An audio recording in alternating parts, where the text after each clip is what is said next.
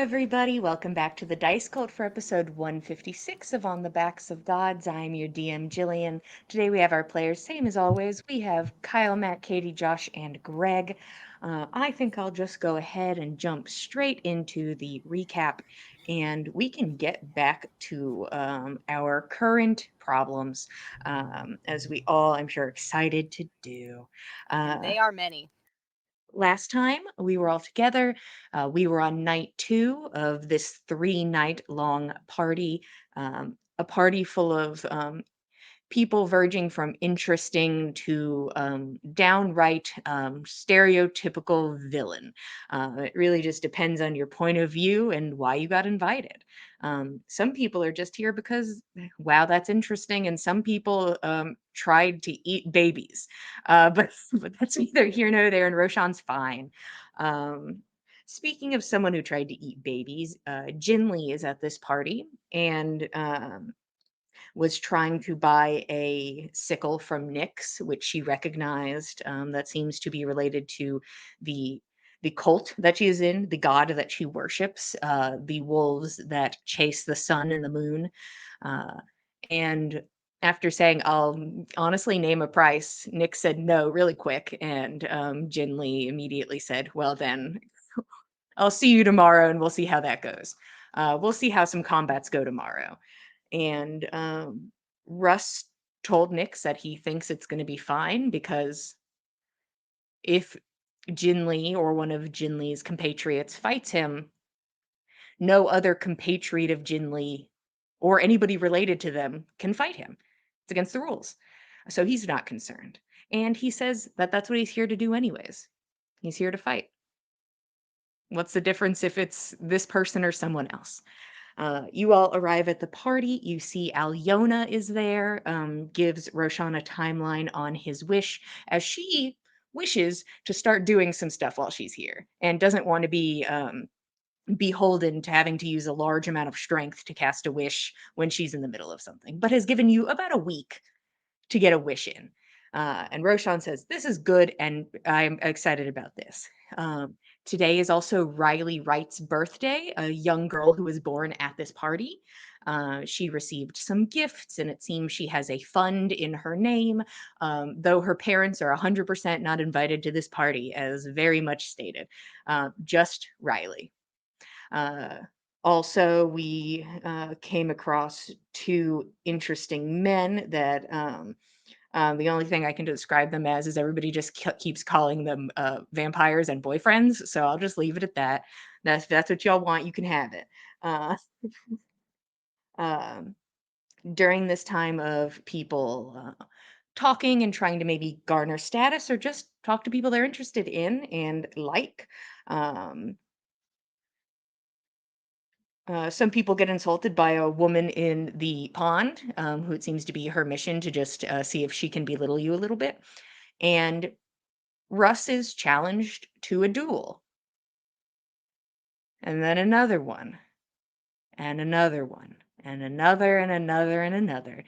Um, as Jin Lee, around the last few, decides to come watch a good little bit over a handful of combats, and makes comments during saying, "Well, probably doing all of those drugs isn't good for you.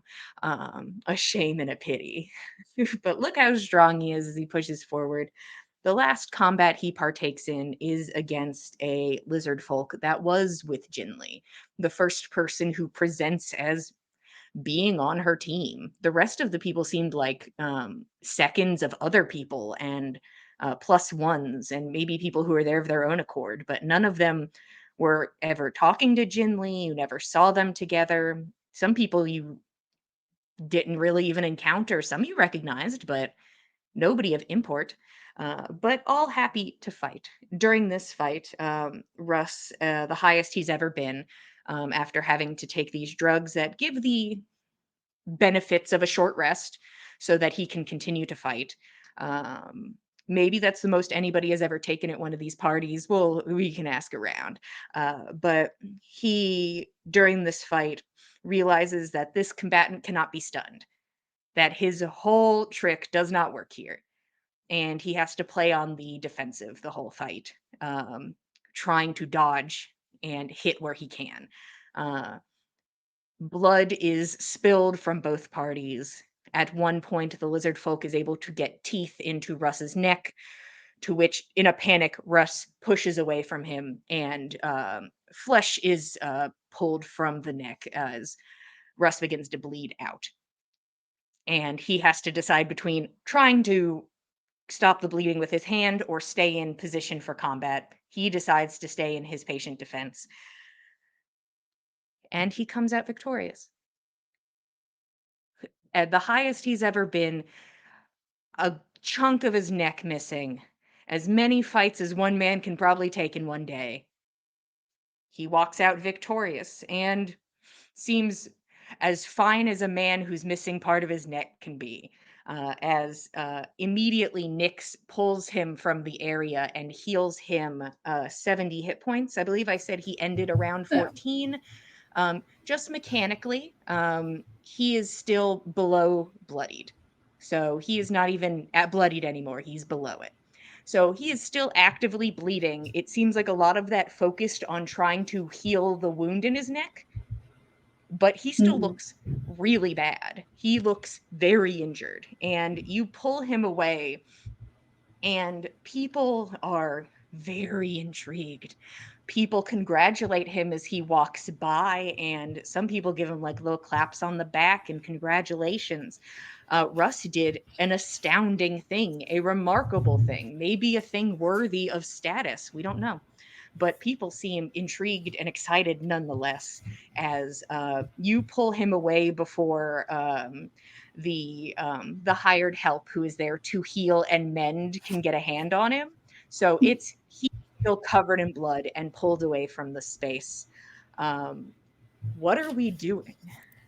Should we have let one of them do the job, or Pulling are him we just away. going to wing this Yes. Nyx ourselves? and Russ are moving. Russ is not fighting against it, but seems to be trying to acknowledge people who are talking to him and seems to be struggling to do so, but is doing his best. Eyes kind of unfocused, talking a bit quickly. You can see that the muscles in his neck and his arms are pulsing and kind of moving erratically. Not exactly with his movements, but of their own accord. He has the pinprick pupils. He seems to be breathing pretty rapidly. Um, but there is just sort of this like kind of twisted, plastered grin on his face because he won. And he's doing his best. And during this, Nyx, you do have to kind of shoulder your way through. Go ahead and real quick, just give me athletics just to see. You're going to get through the crowd. These are bougie, rich assholes, but like, And we're covered in blood, so yeah, that an 11. Yep. yeah. You definitely at this time had like blood on your hands and your arms as you were pulling him away, and maybe just on the hems of your dress. But during this, you are jostled enough to where you make full contact with his body, and it is just a smear of red across the side of your dress as you continue to pull him through. And he stops, he like falters for half a second and spits blood onto the ground. And you kind of follow the line of sight that this blood seems to have been deposited in front of a set of beautiful uh, red high heels.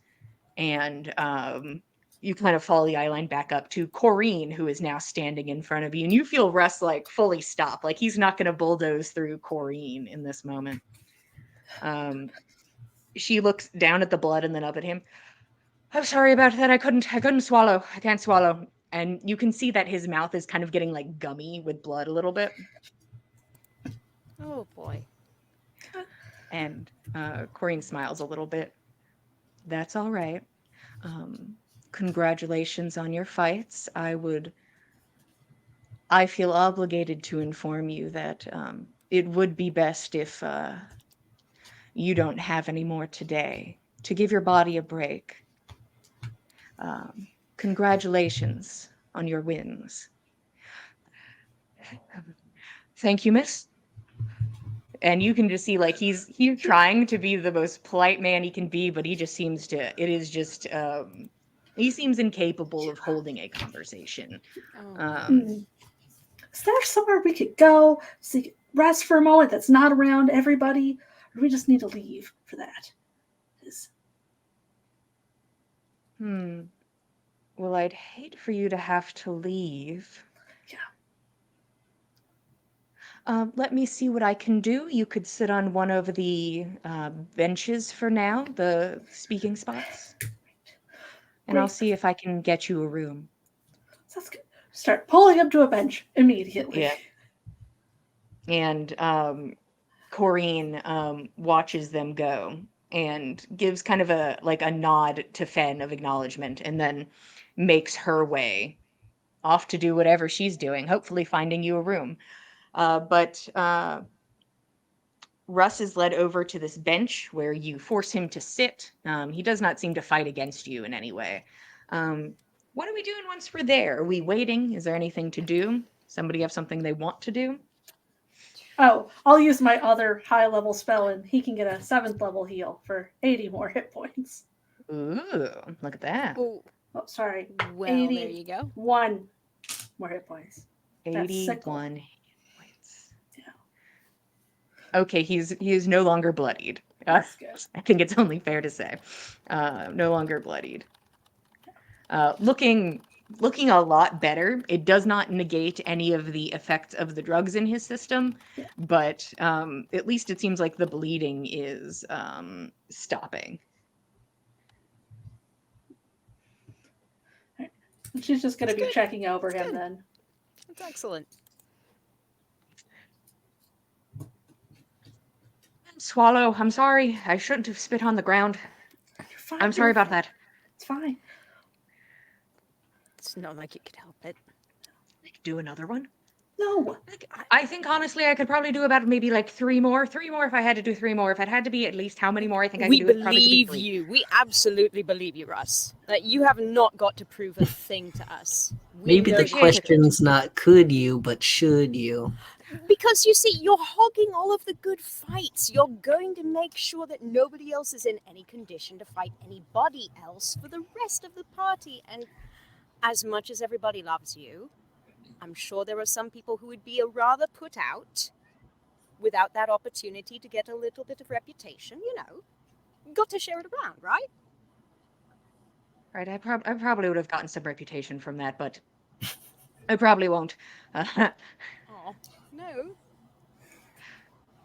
Well, it depends because it's all about story, and sometimes interactions can. You guys, people were babying me. You were babying me a bit, and people might interpret that poorly. And you can see he tries to like scrape like blood off of his tongue a bit with his teeth. That's not your fault. It's fine. Is there a way Nana can like find like a cup of water or something for the man? Like, is somebody passing by? Give us a whole pitcher. Yeah, Nana, you're able to wander off real quick to go try and find some water. I'm gonna get you something to drink, Russ. I'm gonna be right back. Sure. I don't think I can swallow. He kind of murmurs that to you, Nick. There's something to like rinse out the mouth, you know. Blah, blah, blah. And Nana heads off.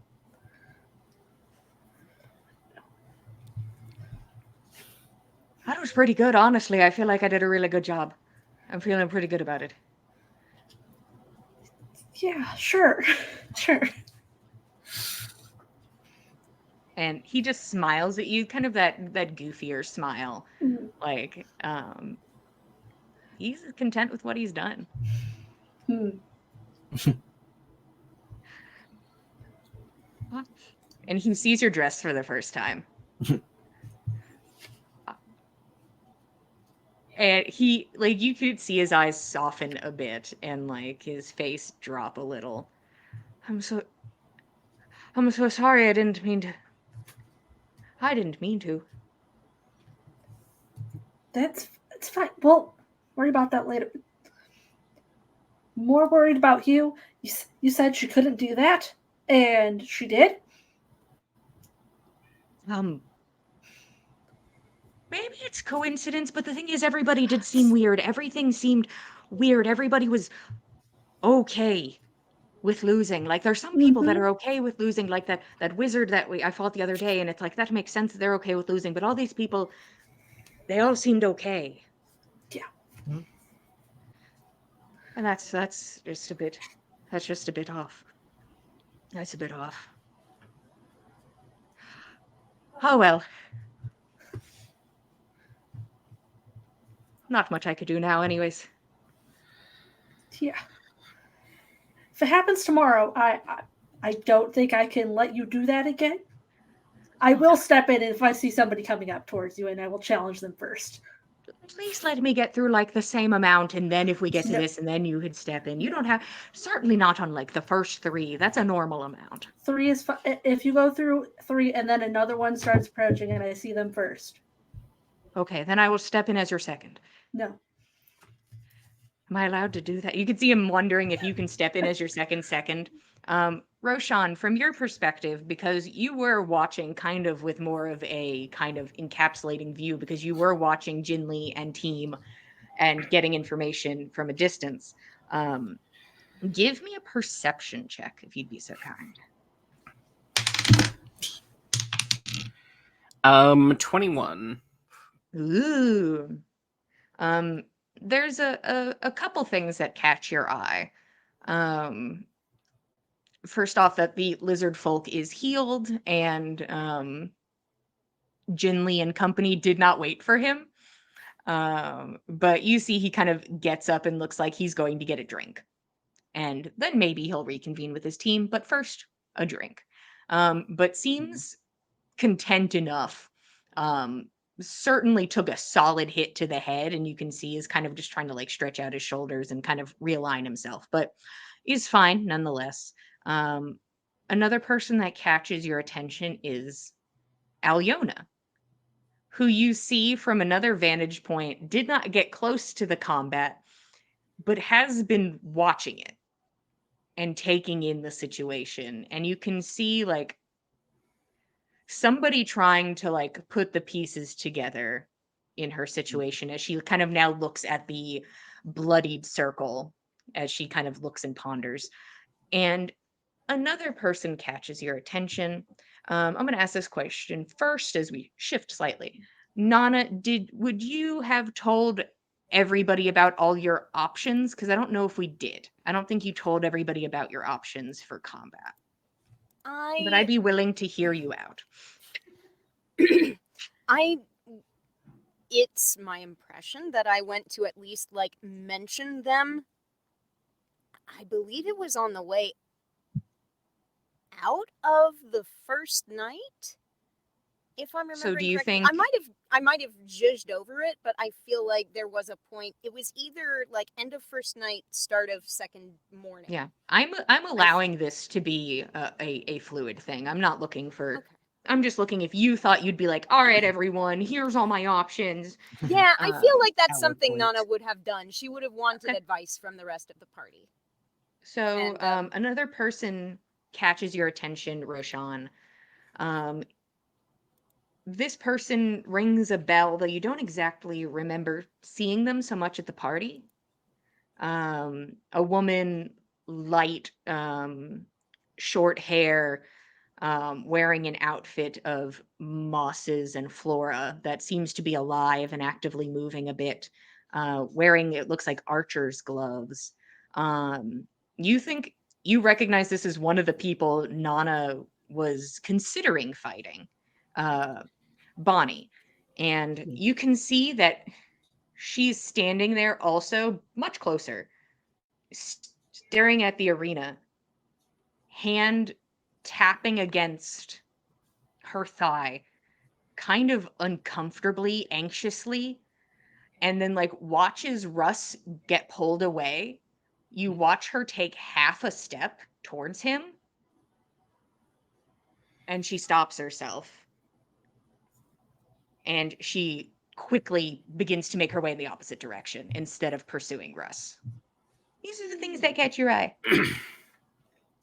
Great. I think he'll I think he'll walk past her on his way to Alyona and give her a formal like head nod, like you weren't unnoticed. And if she wants to say anything, he would pause, but if she doesn't look like she wants to stop, then he'll continue. I'm gonna go ahead and give me flat charisma, if you'd be so kind. The flattest of charismas. Ooh, that's a net 20. So That is 25. Well, there you go. flat 20. She sees your acknowledgement, and it seems like she wants to continue, and you know she's experiencing that gut feeling of, you gotta stop and say something. And she seems to kind of like slow, like she wants to kind of at least be in tandem with you for a moment. Roshan will, after the less, I guess, the distance head nod will fall in beside her and say, I think I've heard of you, Bonnie, right? Right, I don't want to talk for too long. I'm gonna get to the point and then I'm gonna keep going. Is that all right? Of course. I am not entirely sure what is going on. I was offered a large sum of money to fight against the gold over there. And I can't. I can only assume I'm not the only one given this offer based on what I've seen. I won't say this to anyone else. I want to make that clear. Thank you for telling me. And Roshan will give her another nod without looking in her direction and then split and go toward Alyona. Yeah. Continues walking, seems a bit rattled.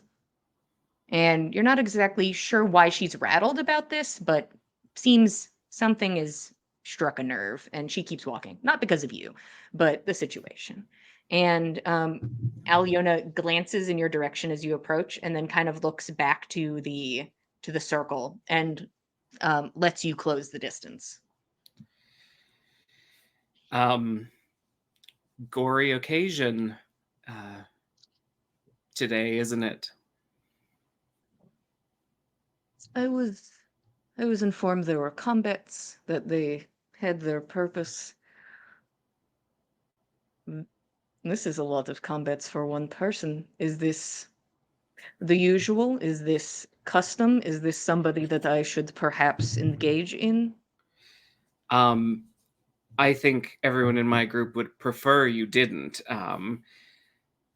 It seems we've made a powerful enemy, and despite the rules of the event being that only one person from a recognized party should engage in a duel per day, it seems the pink one was offering large sums of money to others to fight in her stead as a threat to one of our party. It sounds smart. What can I say? If I had the resources, who can say? But I think he'd much appreciate a rest.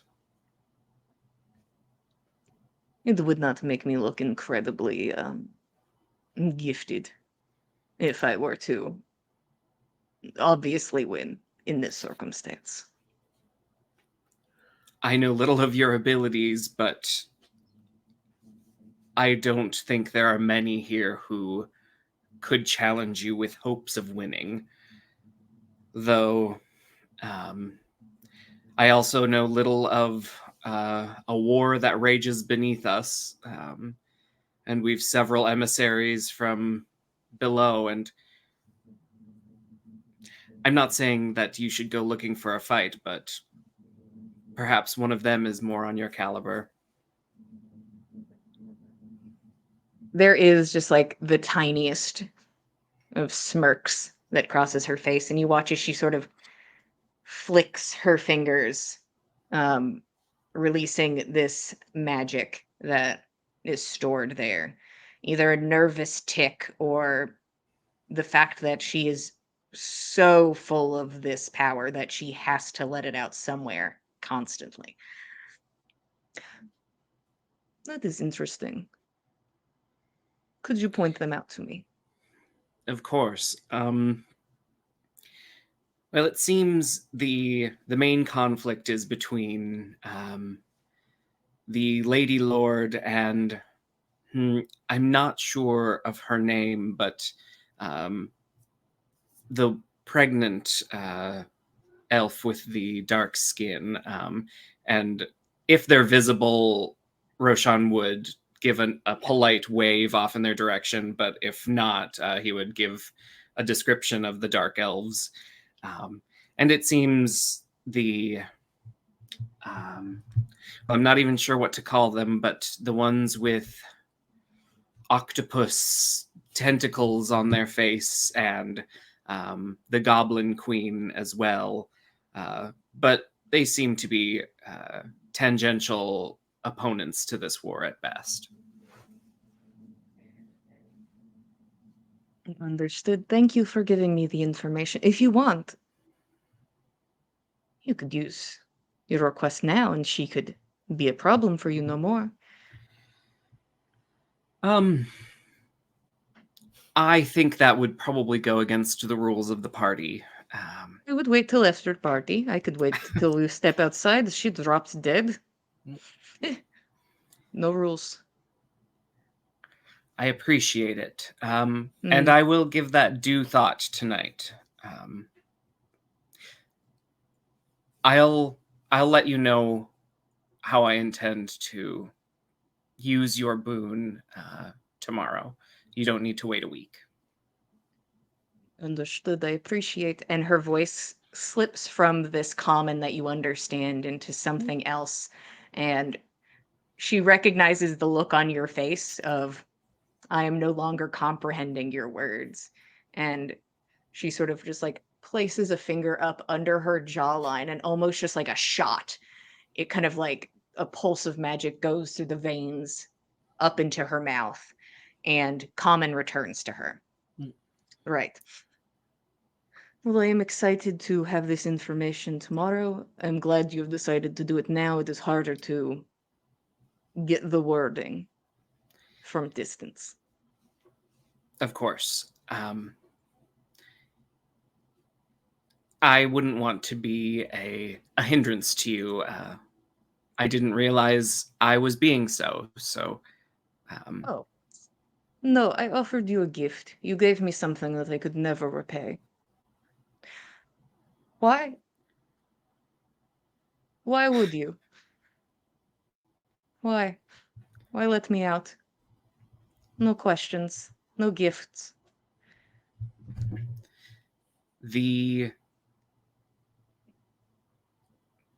I knew the story of the tower, or at least in so much as nobody has been there or touched it for, well, living memory at least of elves, so hundreds, if not thousands of years. And if I can't think of how horrible and lonely it would be, and so perhaps I acted without thinking, but it was to alleviate suffering. And it could have bit me in the ass, but I'm certainly glad that it didn't. I honestly expected to die when the mirror broke. I thought it would kill me, and I thought that would be great. Now I have to exist. And that's just fine too. Well, I'm glad you find the circumstances amenable.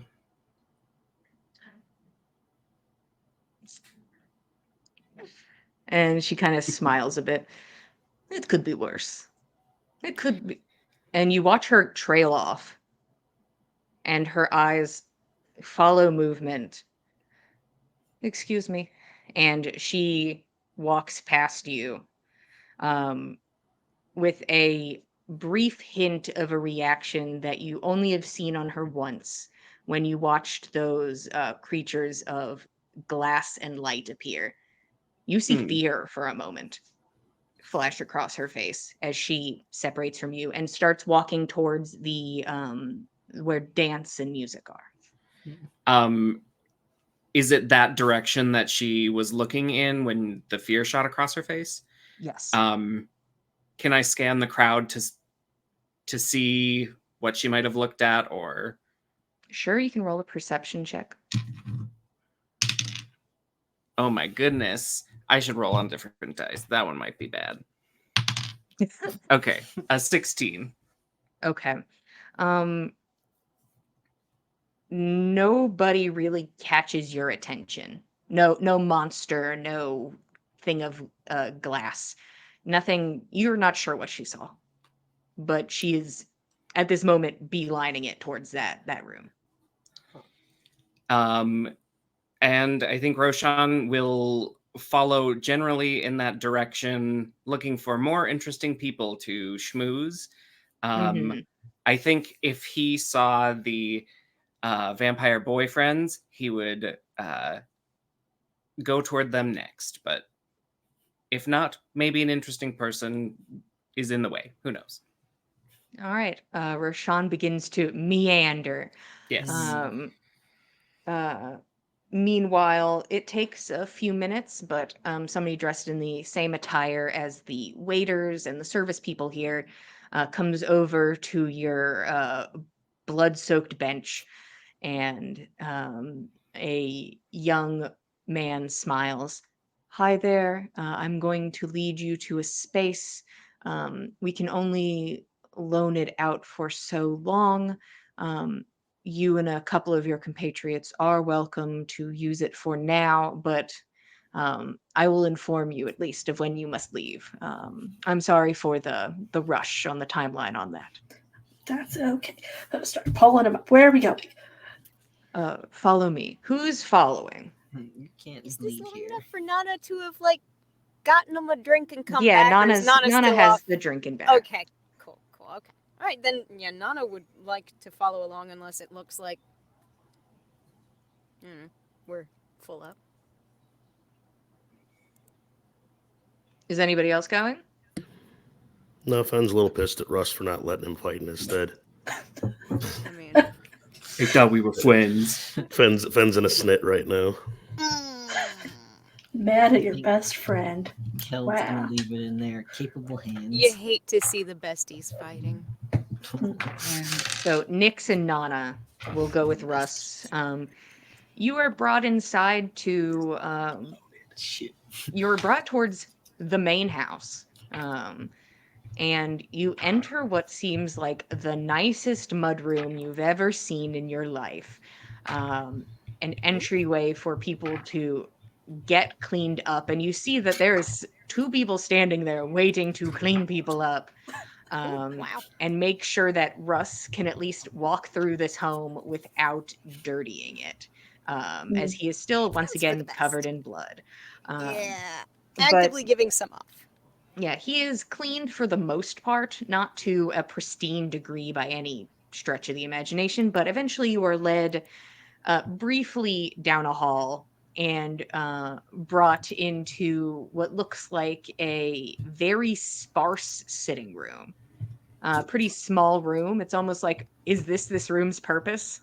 Is because Just it seems to holding be people? pretty basic and not as ostentatious as one might think for the space it is in. But you are brought into the room.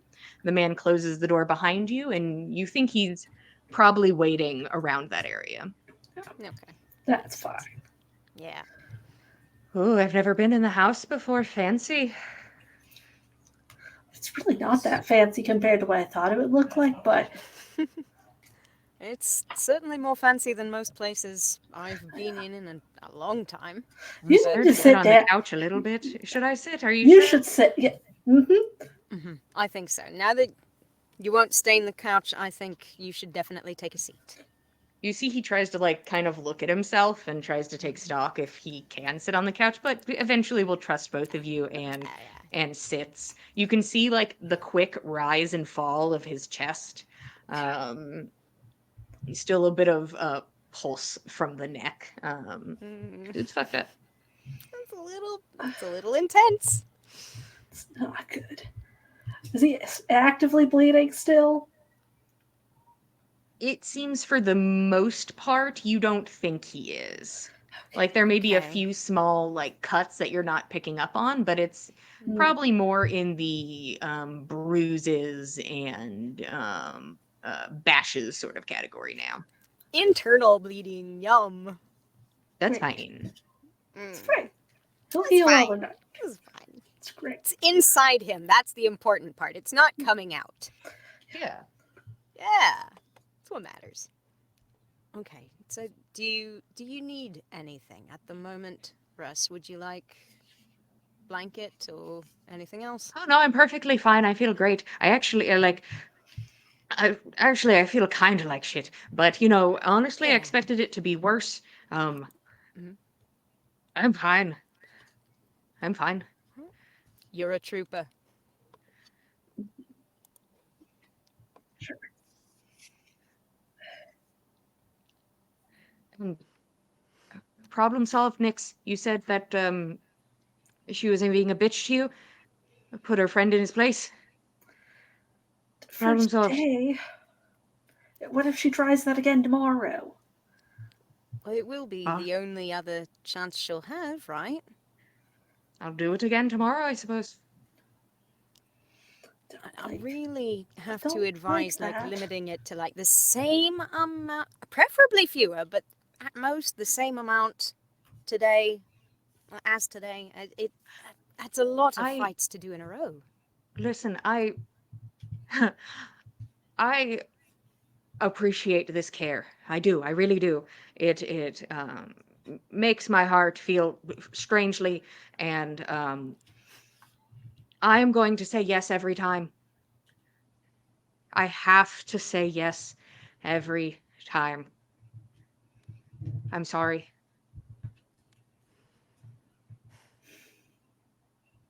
I I go in here with the threat of dying every time. People are allowed to challenge me to the death. There are people who don't take me up on my offer of trophy. I fight to the death in this circle, in this arena, in this little monkey cage where they watch me dance around. And I'll do it every time. I can't say no.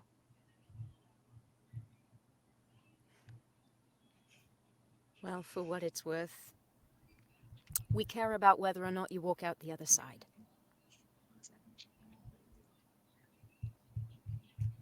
His eyes are on Nyx. Yeah. I think the tattoo has not stopped the warbling at all. Just this constant as it tries to hold its position and hold back the emotions from touching this growth of ice on your body.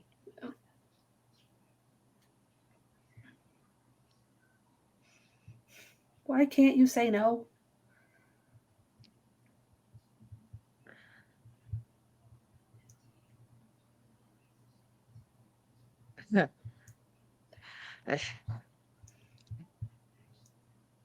That's that's the whole point of me, Nyx.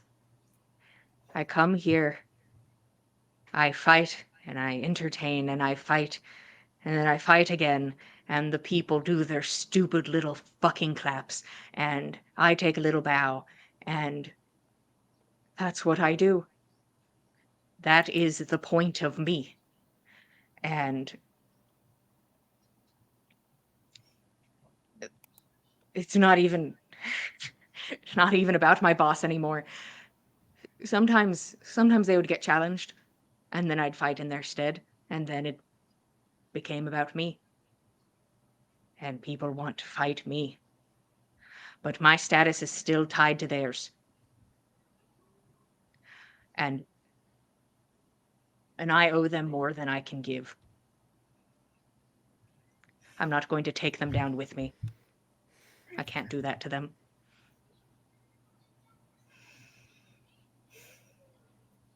Okay.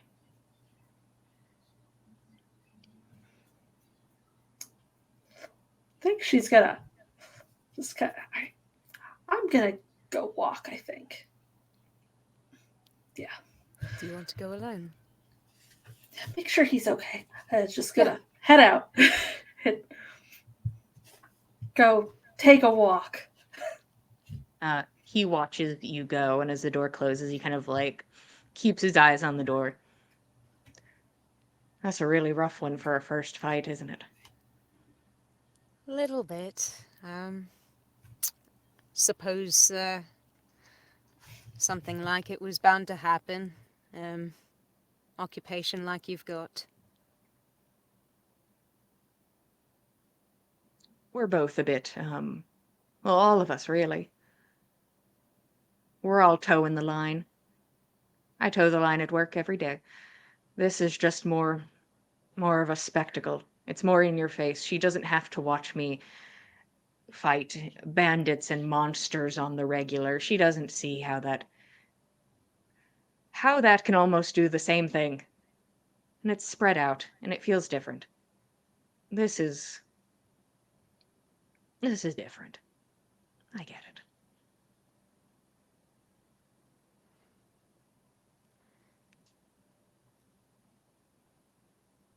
It is. But I think at the end of the day,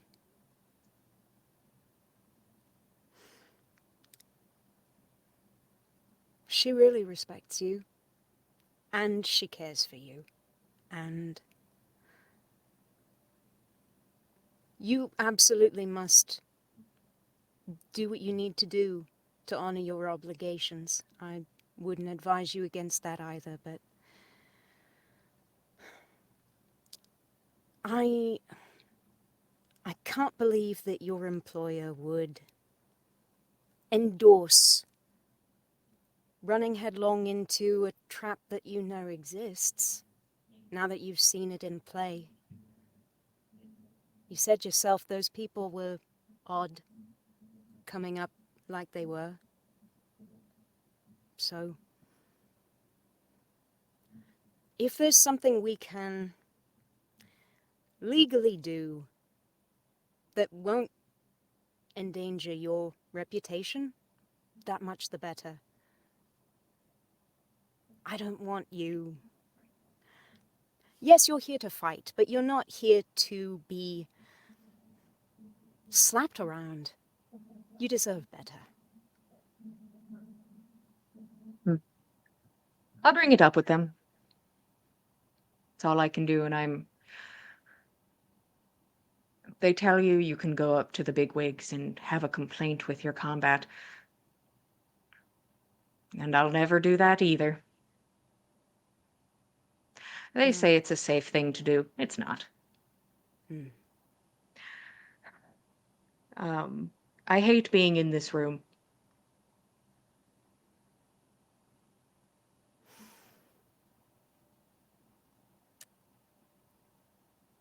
It's a bit stuffy.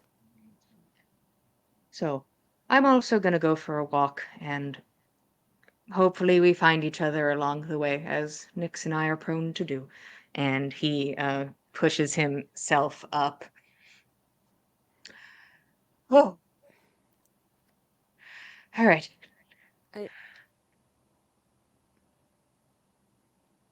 You're all right to walk? At minimum, I can walk. And he is going to leave the room, and he is going to make his way back out into the party. Thank you for the space, he says to the man, and begins to return back to the festivities.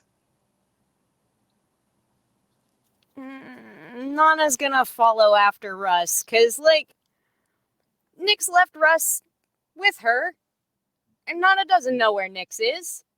And Russ is like that. She's not going to hurt his feelings. She's not going to like go and like grab his arm or anything, but she's going to follow at a distance and just make sure he's okay. All right. You pursue Russ. Fen, anything of note? What are you up to? It's Keld around. Yeah, you two are probably the two left, like in the Yeah. space, like Yeah. Yeah. Keld hung back. Hmm. You know, I really thought he was different. But he's one of us after all. I really thought that maybe there was one person we were friends with that would just ask for help when they needed it. But he won't even ask, he won't even accept it when it's offered. I don't know why I'm bitching to you about this, because look at you with your one hand, and look at me. And gods only know what Roshan's on about. Roshan meandering in the background, slowly making his way. Schmoozing. Just sadly reading books. He's in the books. Oh no, he got into the book tent. I have to say, I'm not surprised by Russ's behavior right now. Seems in character anyway. Just, I don't know what would happen if he gets himself killed. That was a little... That just seems like too much. It's too much. I don't doubt his abilities, but once after another, just like that, and not letting anyone step in to do anything to aid him. I won't sit here and watch him get himself killed. Definitely not. I don't know. I'll get you a drink. Hmm? You want a drink? Sure. I could go for a drink. Fenn will start making his way over towards the lounge. All right. You begin to make your way towards the lounge, and you can see Keld where you had left them. It seems like, did they wrap up their business there? You're not sure, but you do see the ladies that seem to be like now at like the edge of the entry to the lounge. And it seemed like they were going to walk out, saw that you guys were approaching, and then kind of held in the space of the lounge. You don't see Clove Kid or Ears anywhere. So you think maybe their conversation is concluded, however it may have went. And as you approach, another figure catches your attention. This is a tall, imposing humanoid. Fully plated helmet high with design and flair. Each inch of the armor itself covered in etchings of. This thing is grand. This armor is grand and golden and shines under this moonlight. This is a statue of near gold that is walking through the space and makes their way forwards and makes their way kind of between you and the ladies. You can see sheathed is the hilt of a sword that is also golden. And this figure makes their way up the small set of steps towards the ladies. And as you all approach, you can hear the women kind of give like a hello, like seeing this person stop in front of them, and you see Gressa sort of narrows their eyes. Holy shit! Just a whispered holy shit. The figure removes their helmet, and there is before you an older woman tan skin, dark hair. Ma'am. And she stands as this golden, imposing beacon and looks to the ladies. I heard about what you did. I'm a bit sad I didn't get to see it, but I would be remiss if I did not give my if I did not tell you how much how it pleases me to see somebody doing something. Somebody willing to make a statement, and I know that's very hard to do. I appreciate what you've done and the route you took to do it. If this stops one bastard from hurting one person, you've done something. Thank you for your service to the continent. And she gives a bit of a bow. And you can see that all three of them are like, oh shit. Oh fuck. As they all sort of like give bows in return, Gressa sort of moves as the front of the group now.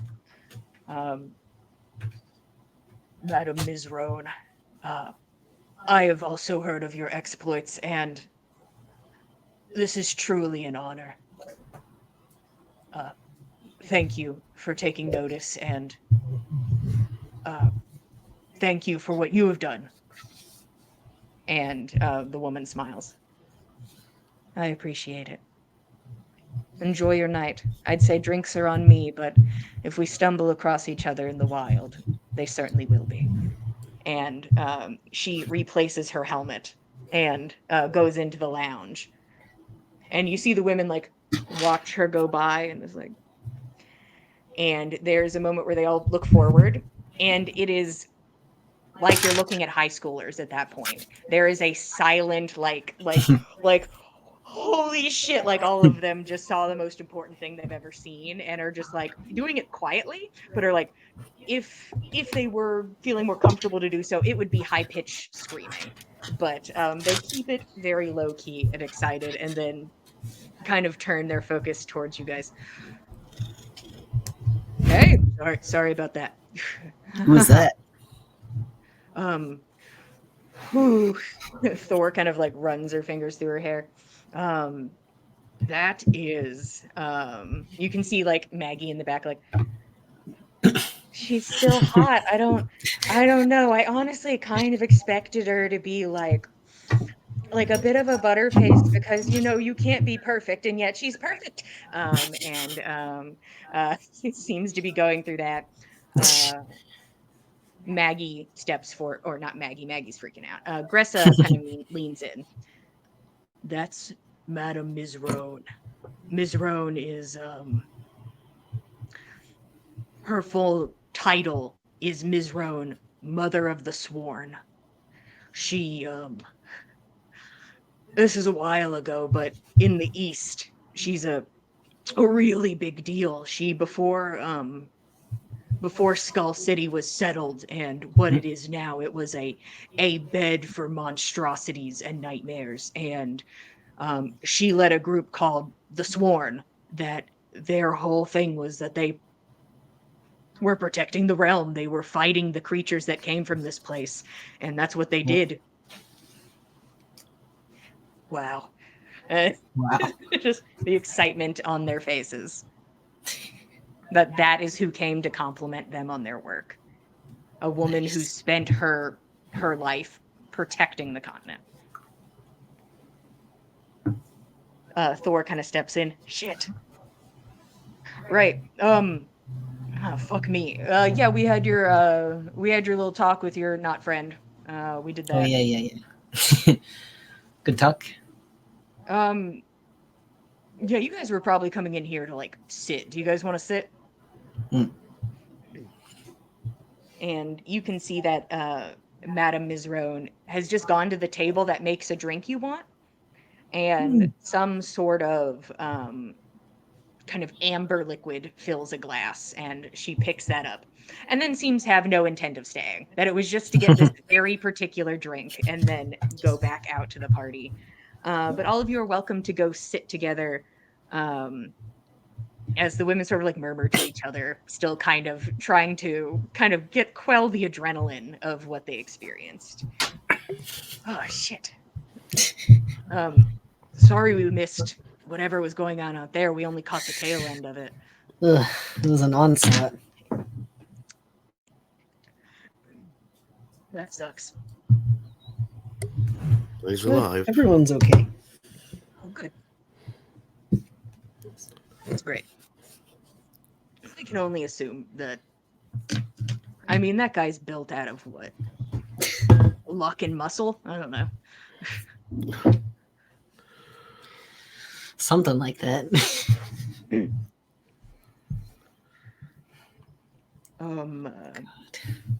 I mean, I can give you the rundown of the conversation you wanted us to have, Keld. Yeah, I'd like to know.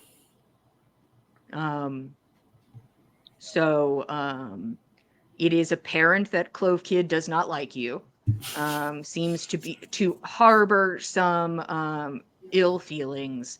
From what Maggie was saying, Ears does not seem to feel that way exactly.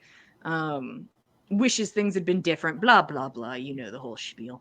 But I asked for a bit of a second opinion on your cultist friend, just to get an idea.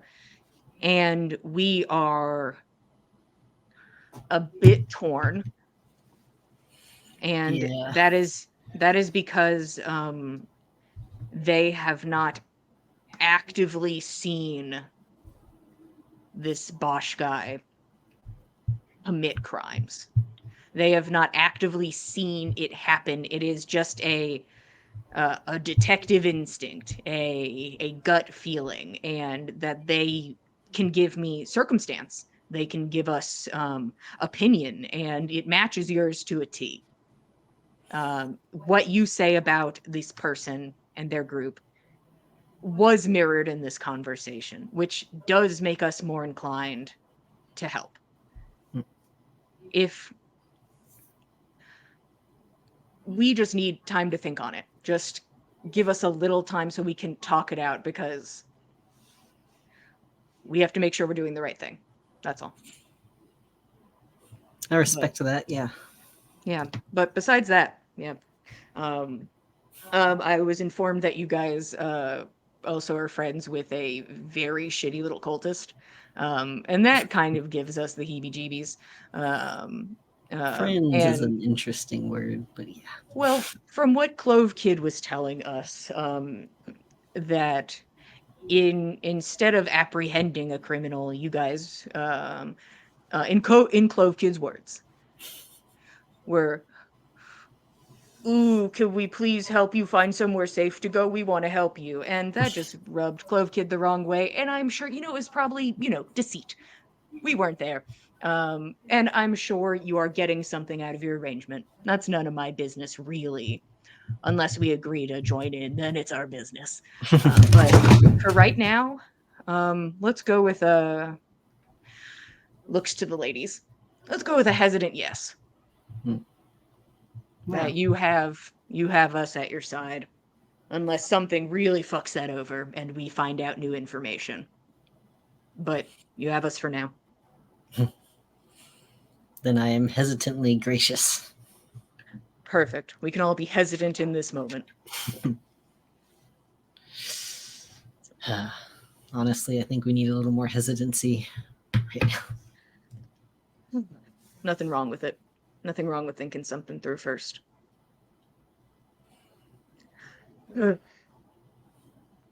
Well, that was my politicking for the day. I'm done. Yeah. Oh, gosh. Yeah, so just keep us posted what we're going to do with that. I'm assuming it's not like tomorrow that you're kicking indoors. Definitely not. We've still got a lot to figure out. All right. Should try to make Well- the most of our time while we're here, trying to figure out what we need to figure out and gain that information. We've been standing around watching Russ fight person after person instead of actually accomplishing anything, honestly.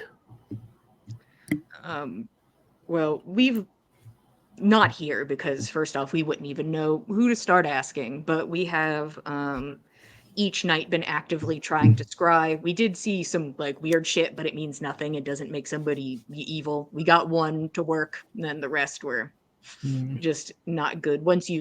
After you asked us to consider, we just wanted to make sure this guy wasn't like at an orphanage, like giving We need people to be porridge doing and that shit. too, actually. Yeah, so we sadly couldn't get a lot of info from that, but What if we have items that we took from one of his slain minions? Would that help you in your scrying?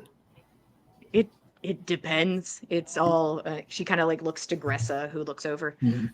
Honestly, it's a bit temperamental. If it's seen more as something belonging to the fallen, it may not work for the master, as it were. All right. If there's anything we can do to help, descriptions or names, anything like of that nature, let us know. We certainly appreciate the help. Yeah, It's going to if you take have, more of us, honestly. I believe it.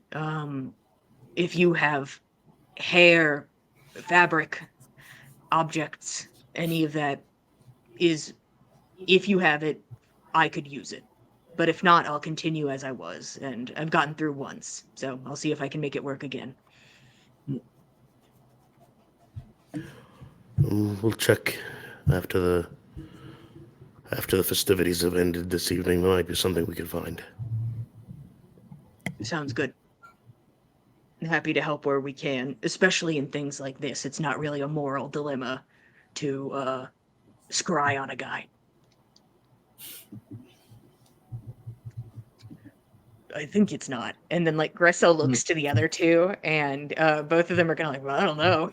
I've never dwelled on it. Never I've thought never about that. dwelled on the morality of scrying. Now's not the time Some for people that. don't care for it, but that's a story for another day. That's not our problem. So Thor kind of leans forward. So are we getting turned? What's the rest of the night? We should at least try to enjoy the night. All right. I can do that.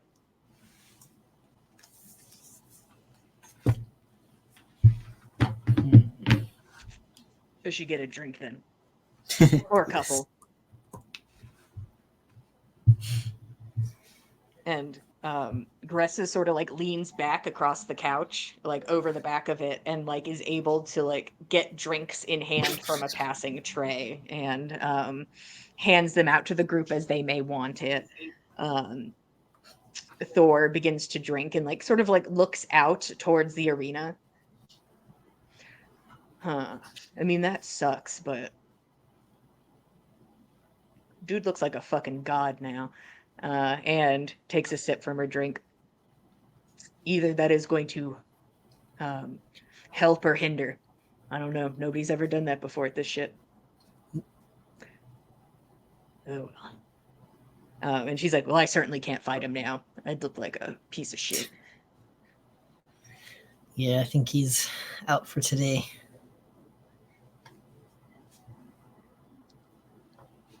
Oh well. I don't want him to sick the lady on me. Druids. I'm not ready for that fight. And finishes the drink and then sets it down.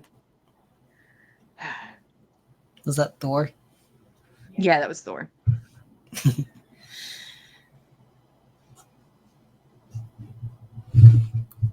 Well, if you're looking for a fight,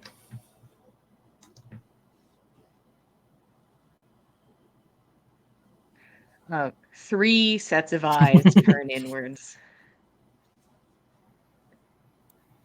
Keld, I need you to finish that sentence. if you're looking for a fight, it's right here.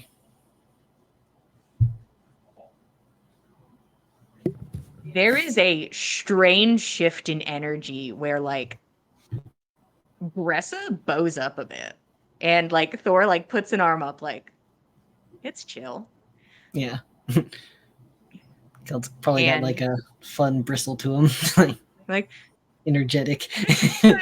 This is great. Time to play. Thor looks to you and then stands up. Make it official. How should I do that? So you will approach me and you will say, I am, and declare who you are.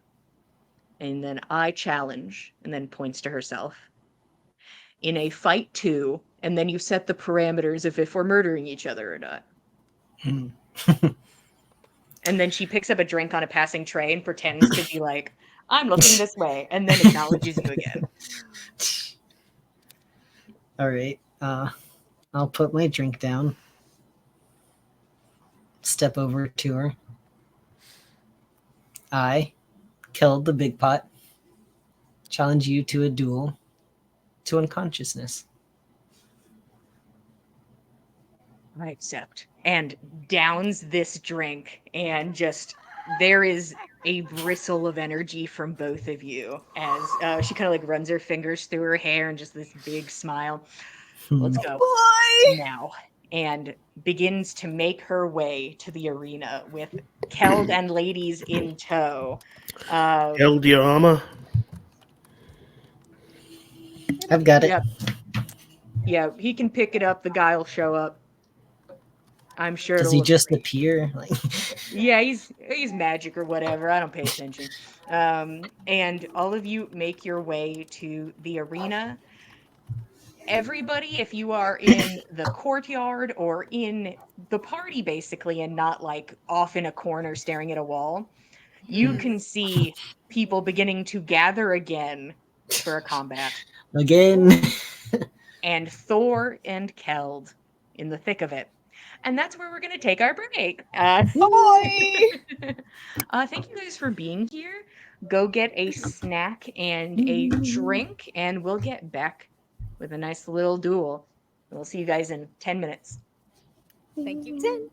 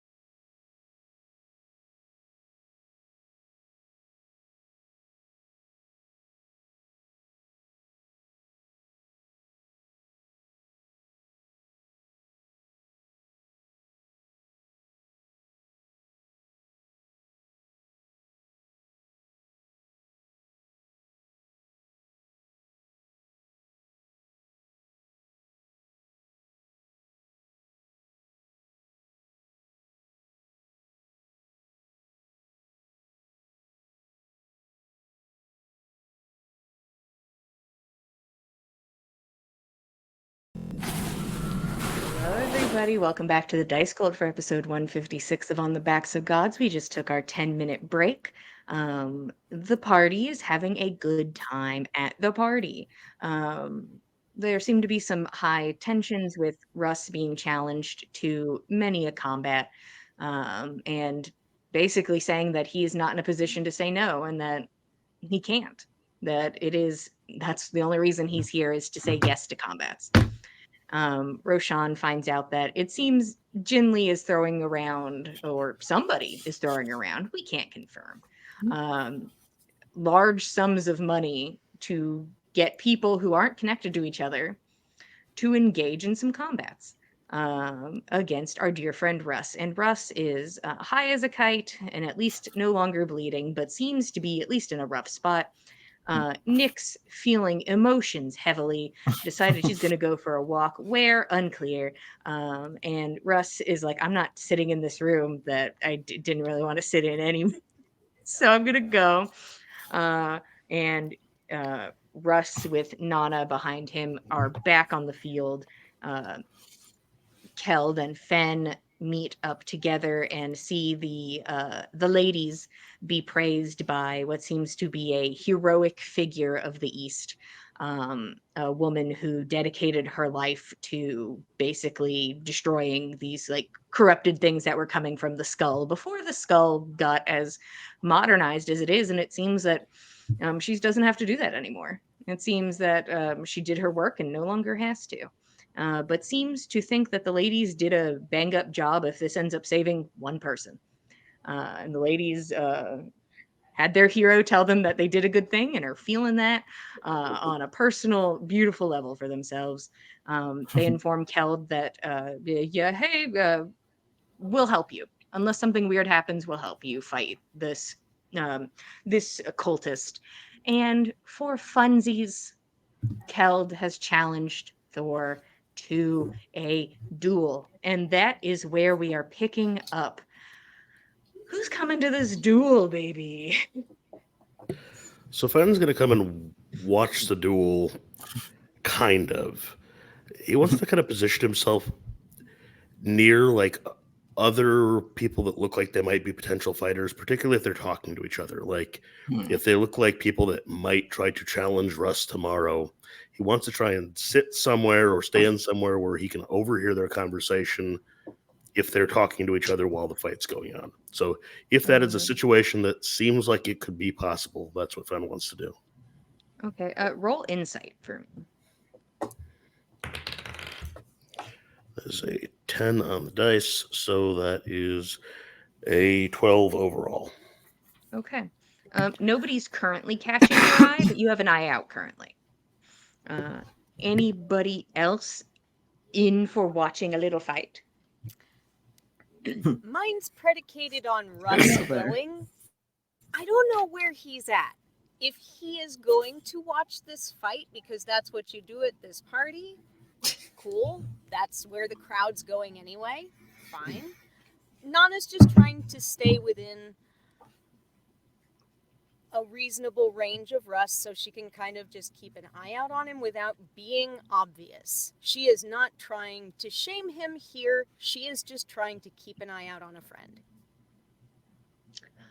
Roll deception to be just a casual person walking around behind this man.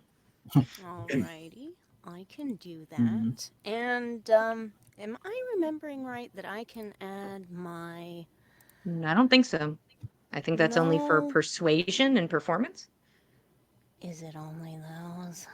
I think. I could be wrong, but I think. It does also include intimidation, but that's not deception. That's not the case. Okay. All right. I'm doing it. The fuck you looking at? Oh, bless you, baby. Okay. All right. So that is 18 on the dice plus 6. 24, I think. Yeah, that's a 24. Yeah, normal and casual and cool. What Russ does really depends on what's Nyx doing. What is Nyx doing? I think she's just walking, kind of tunnel vision, does not know what's going on around her at all. So,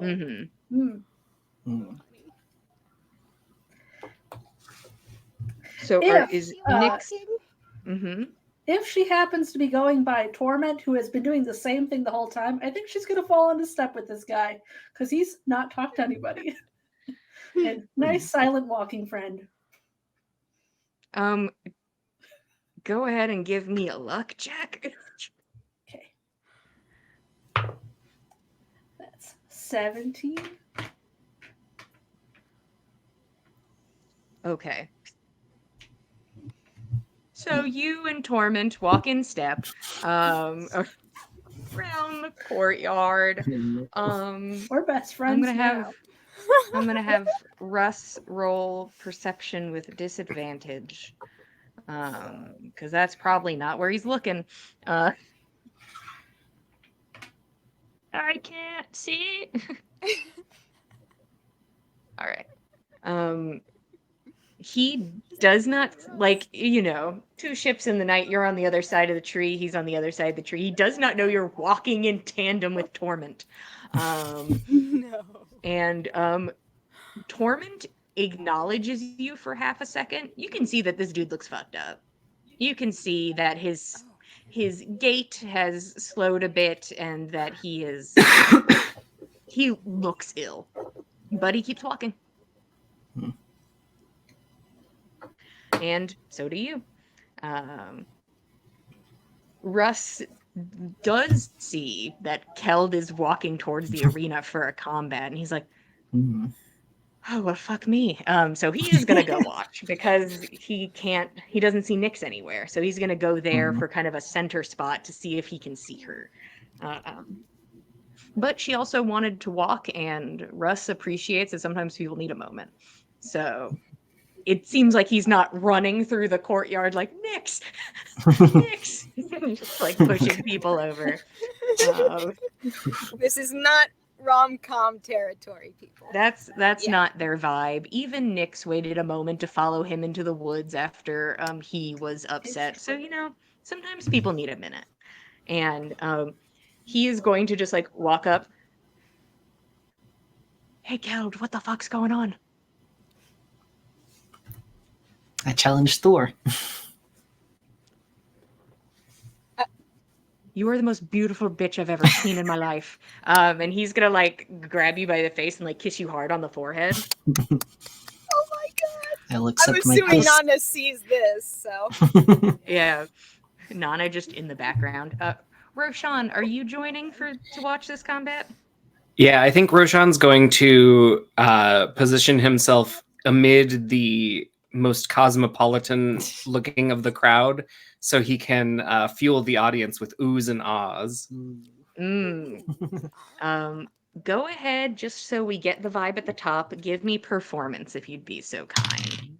Get it. Let's see. 26.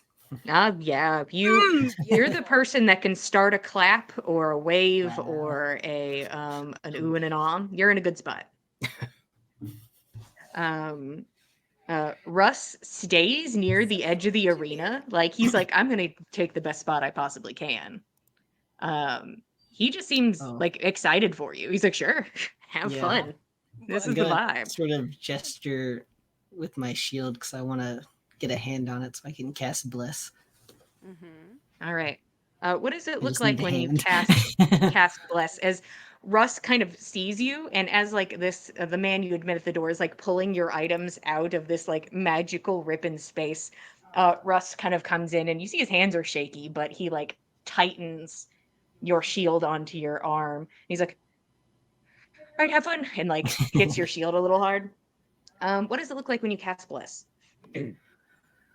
I'm gonna, before I have the shield, I get, well, if I can touch my whenever.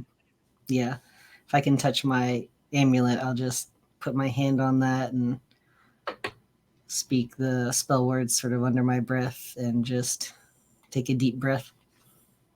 All right. And you are emboldened with a little bit of help for as long as you can concentrate on it. Yeah. As long as I can focus. You are given your armor, and you are given an armor you actually haven't worn before, an armor that shines beautifully, and not a speck of dust or dirt to be seen upon it. You have your shield, which is tightened to your arm, and you have your sword, and you have blessed cast. You are able to step into the arena. Oh, Before Thor goes in. Yes, Nana. I only wanted to note, I feel like this is maybe an organic point where Nana can kind of like come up beside Russ because, you know, she wants to Keld well and, you know, and spectate. And she doesn't want to be like creeping on him, yeah. you know. Hey, They're friends. friend. That feels like a I've weird been thing next to you do, the right? whole time casually. It's like, I mean, No just issue kind of here. like come up. It's like everybody's coming up to watch the fight, you know? So I want to be able to see Keld fight, and I want to cheer him on, and Russ is there. He's pretty big, so he's kind of hard to miss. I did do very well being very casual. Super cool, super casual. Sorry, 1 second. I lost everything. Oh no. No, okay, I am right. Cool. Hey guys, new character class for me. Ooh. Thor walks to the other side and waits for the man to come over to her, and pulls out a solid set of studded leather armor. And the ladies help her dress quickly, and Thor kind of like stretches and looks like they're kind of just like focusing, but there's just this little smirk the whole time. Runs their hand over their thighs, and as you had seen earlier the night, takes off this like removable piece of fabric from both sides of the outside of the thigh, and hands them over to Maggie. And she kind of like lifts up her hands and looks at the gauntlets and slams them into her thighs. And then the crackle of electricity becomes palpable. It looks like she hurt herself to do this, that she took damage in the hit. And as she pulls the gauntlets back, electricity like lengthens and shocks between her thighs and the gauntlets. And she slams the gauntlets together, and electricity ricochets and statics across them as both of them are now electrified in her hands. And you watch her eyes go wide, and a focus sort of leaves them. And it is just a bulge of a neck vein as she also goes into a rage as she enters the arena.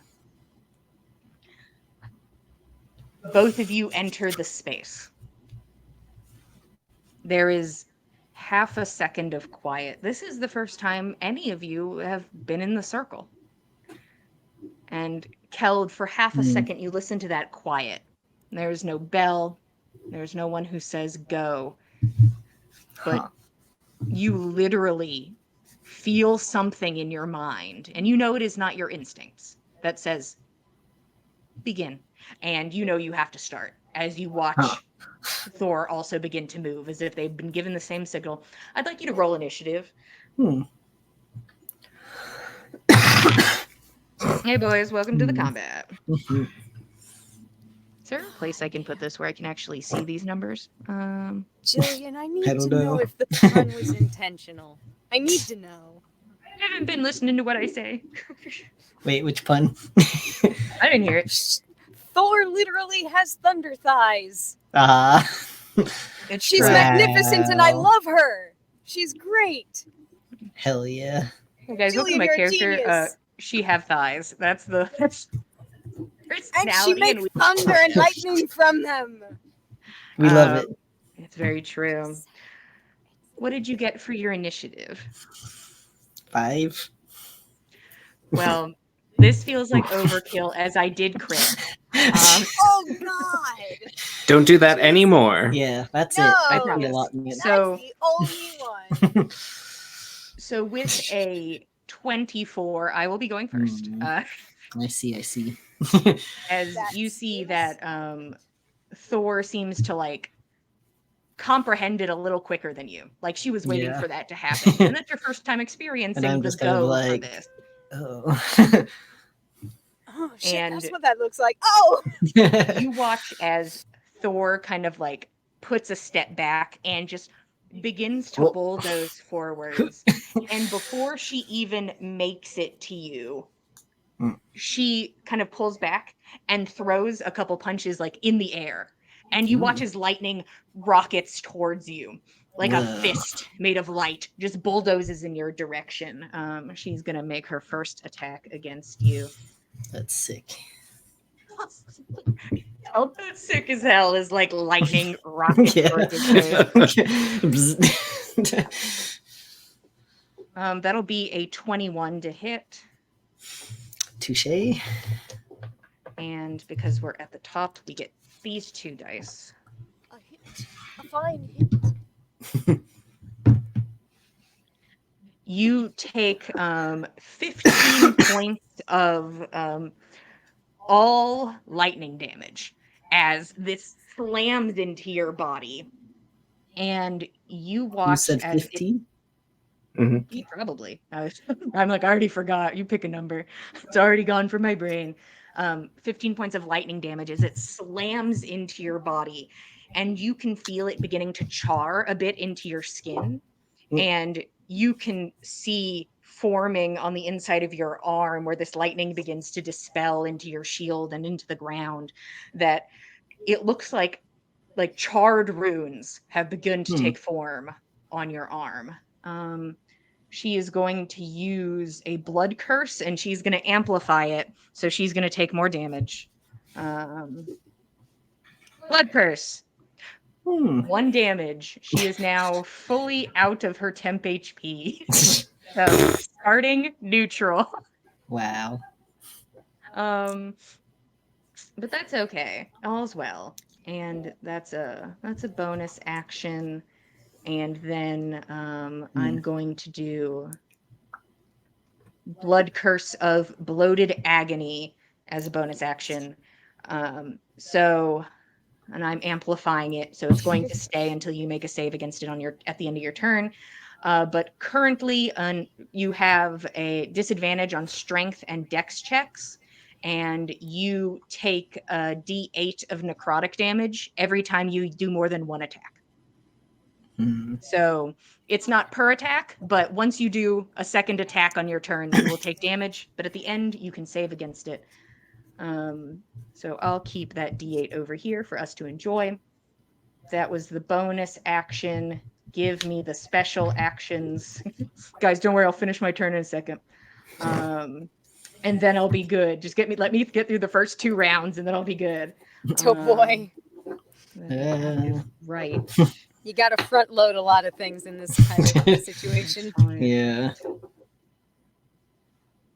Okay, and that'll be neat and cool.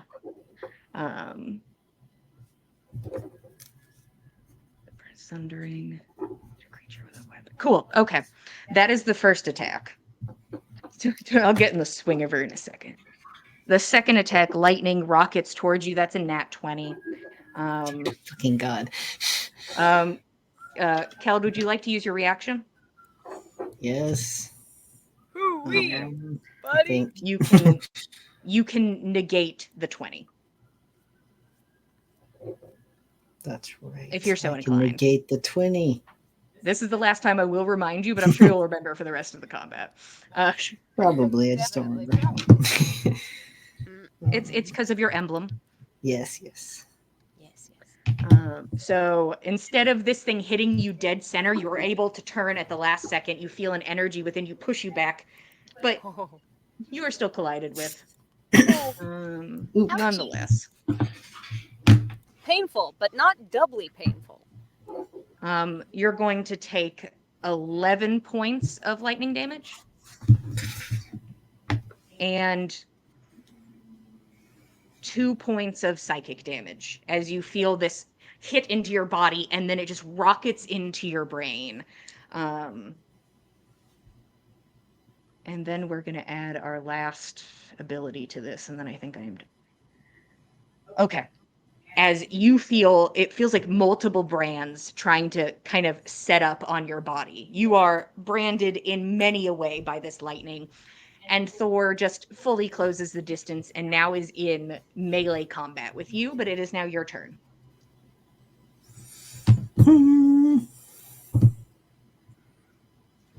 So she's in melee with me now. Yeah, she's in it.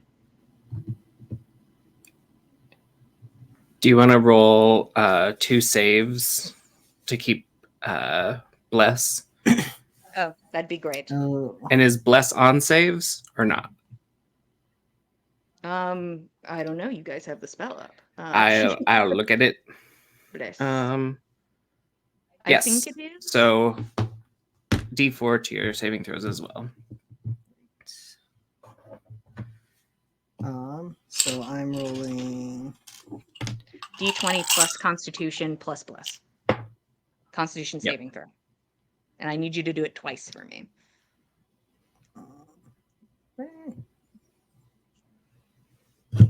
con saving. Yes. You're good. That's an 11 plus a D4, so you save We're on the just first trying to one. hit a 10 here, really. And yep, you good. Okay. All right, now it's your turn. You still have bless. Still blessed. Then I'm going to just swing at her with my sword. Mm-hmm. With my With bless. oh yes, I guess I should just roll that together. Yep. And that will have 18 plus a lot. Yeah. Yeah, that's going to hit then. And then that would also have my damage. You want to smite? I want to smite. I'm gonna have my. I guess I'll go ahead and do the full smitage. Full smitage, level 3. Advantage. Yes.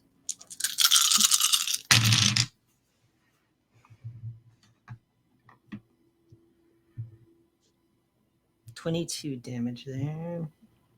22 halved to 11. 1 second. Plus your strength. 4. Oh, 26. 26 halved. halved to 13. Can you tell me what your smites look like? What it happens when you use a smite? Yes. So basically, you'll see. Just sort of looks like a breeze rushes up me, and it's just sort of sort of bristle, and light will emit from the sword, sort of like it's just built up. I cannot words right now. Oh, you're saying them. You're saying words at me. Are you going for your second attack? Yes, because I have that. Take 2 necrotic damage. Ouchie. So you can roll a save first. Unfortunately. You just gotta hit a You 10 good. on your con We're save. good. All right. Yeah. All right. Now you can make your attack. Okay, cool. And yep, both. Yes. Oh. I don't know if no. Definitely not. 12. Yeah. 12 doesn't hit. As the first hit hits into her body, and you go into swing again, and she almost grabs your arm as you come down to hit into the shoulder, and she sort of takes the hit and like squats and just kind of like slowly forces your arm to stop before it can really make hard contact, and then pushes your arm back. Is there anything else for your turn? You still have a bonus action, I believe. No, I don't think so. Okay, you can make a Constitution saving throw for me to try and get rid of the curse of bloated agony. Both, yep. Yep. Not confident. 16. 16 plus 6. Okay, one second. Let me see. Raise your Constitution. No, the other one. Yeah. Tell me 22. my things. Oh, then never mind then. I got a 16. I was like, ooh, wait. I might be able to do something about that. I can't do anything about that. And you can feel the buildup from your smite, that power that you pull from the earth, moves up your arm and just like erases it. Eraser on paper. Some of the runes that have formed on your body disappear from view. You feel as if you are no longer cursed with bloated agony, as you feel just like a lightness come back over you and realize that it was just like your muscles were tense and swollen and seems to be calming down. Gasps from the crowd. Roshan, gasp, and everyone gasps because everyone is listening to Roshan in this moment. We are back to Thor's turn, who you see, Keld, you are looking at someone whose brain has fully turned off and is just saying, hit, hit, hit. Like there's nothing else behind those eyes besides, I have to hit something. It's just gone. So she's going to take her first attack, and we're going to get all the dice in this one if we hit. How exciting. How exciting for me. Ooh. A 16 is not going to hit as she comes in with another fist, and you can see electricity crackling across it, and you just stay grounded and sort of lean into the hit, and not much to be seen from it. And then the second fist comes in, coming in and swinging. And that's a 19 on the dice, so that one is going to hit. And we are going to roll all of our damage. Yeah, casually do saves. If you get below a 10, speak to me. You got a 10. Yes. Oh, so you're good. I'm not going to split up these damages, but she has a many variety of different types of damage. I'm seeing that. That's not good. 5, 6, 7, 8, 15, 16, 17. You take 17 points of sporadic damage types as you feel just the electricity, the hit of her fist, the impulse and rage in her body, just and that psychic energy that just kind of hits you across the skull. It is just a barrage of feelings. That's her second. Are we gonna try? Glad I didn't fight her. Holy shit. And I'm gonna, oh, you better believe I'm gonna do Curse of Bloated Agony again as she hits into you, and will use her bonus action to hopefully give you some damage. She will amplify, so she is taking damage. She takes 7 points of damage as she sort of like, you can see that because you're so close to the gauntlets now, Cal, you can see that there are parts of them that pull the blades inwards onto her fingers, so that instead of having to hit her thighs every time, she can just cut them across her fingers to get blood for these abilities. So once again, you feel that swelling sensation in your like arms and your legs, but you can keep going. That is the end of her turn. You're up, Keld. So I'm feeling, does she still have some, was it necrotic? Some yes. sort of... You feel that thing that caused you necrotic damage, that you think it's going to happen again. That rune reappears on your arm as it tries to take purchase.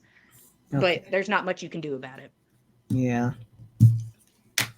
Besides roll a pretty, for you, you're a sturdy boy. You're good. So go ahead and take your attacks. Cool. Miss. All right. Again, getting used to the sensation of your like swelling muscles. It's kind of a lethargy that takes in as you are trying to make contact. Take your second hit. I don't like this hold. Okay, that's gonna be a 15 plus 9, a 24 to hit. Yeah, that certainly hits. And take 4 points of necrotic damage for me. Boo! Cool. It happened again. Wow, I know this feeling. It happened It is again. just Why? it is a tightening pain in your muscles that these runes kind of sear in and cause. But are you adding some smite to this? Are you I putting some am. stank on it? I don't know if you can hear the jingle jangle, but Oh, I hear many a jingle jangle. that is Kel trying to blinding smite again. Well, I guess he is successful. Oh, That was a 6. 6 plus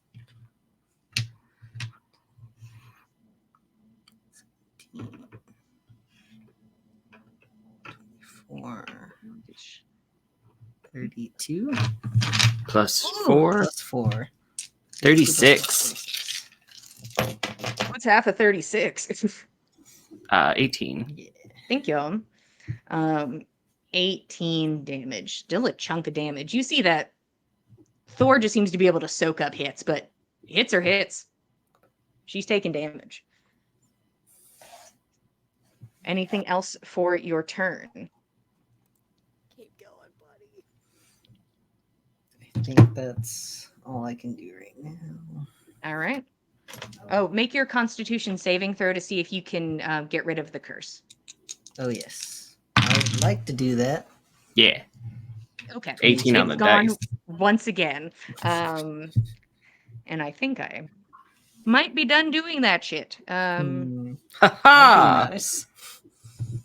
Please. A 15 is not going to make contact as you are able to put your shield in front of you and the fist hits into it and you can see bright light as electricity scatters on the other side of the shield. Hell yeah. And she's going to take her second attack.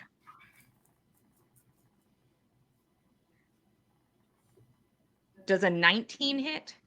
Yeah, There we go. that'll hit. Ooh. Oof. Ooh. No. Oh god, guys, oh no. You take 31 points of Oof. damage as Oh. this one hits you square in the chest and you feel like the armor consider buckling, but it is Oh, magic God. and it just dissipates that energy into your body. It's like, well, I'm fine. Cool. Thanks, ow.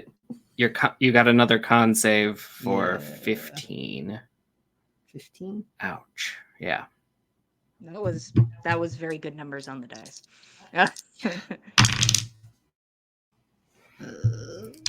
15 exactly. Wow. All right, you maintain bless. It's your turn. Cool.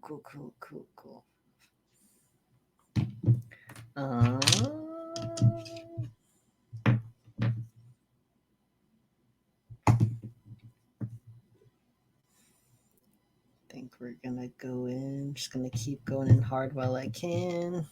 Yeah, first attack.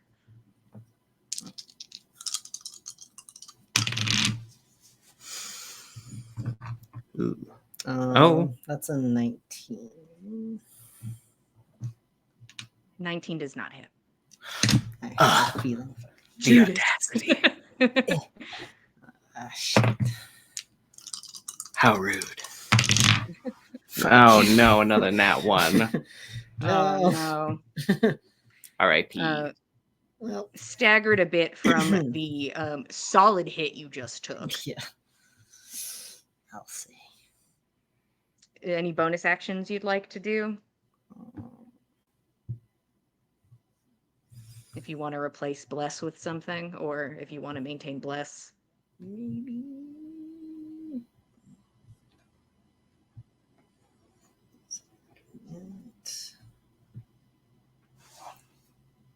That's bonus action. Do I?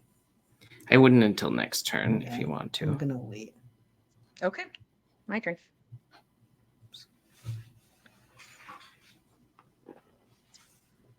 The first attack you feel hit into your armor, which you're able to kind of pull yourself to the side and deflect it off of you before it is able to do much. And that's a nat 1. You kind of, there's a moment, like, when people are like boxing and they kind of just like fall into each other for a moment. There's this moment where you two just sort of kind of hit into each other and like look at each other for a second. And honestly, I'm gonna roll to see if she can maintain rage looking into your eyes. Wow. Why not? Let's see if we can Wow. maintain it. What are I'm we gonna roll for curious. that? Emotional intelligence, one would say. I'll get dealer's choice. Keld, what do you think I should roll of the abilities? So no skill, just ability. Which one would you like me to roll? I'll roll any of them. And I don't even think I'm rolling saving throw. I'm just gonna roll flat. This is just to see if her brain goes out of the rage. You mean like strength and stuff like that? Those things, yeah. What would that be? I guess intelligence? Yeah, let's go with that. Emotional intelligence. We're gonna make this DC 15 for fun. So she needs 15.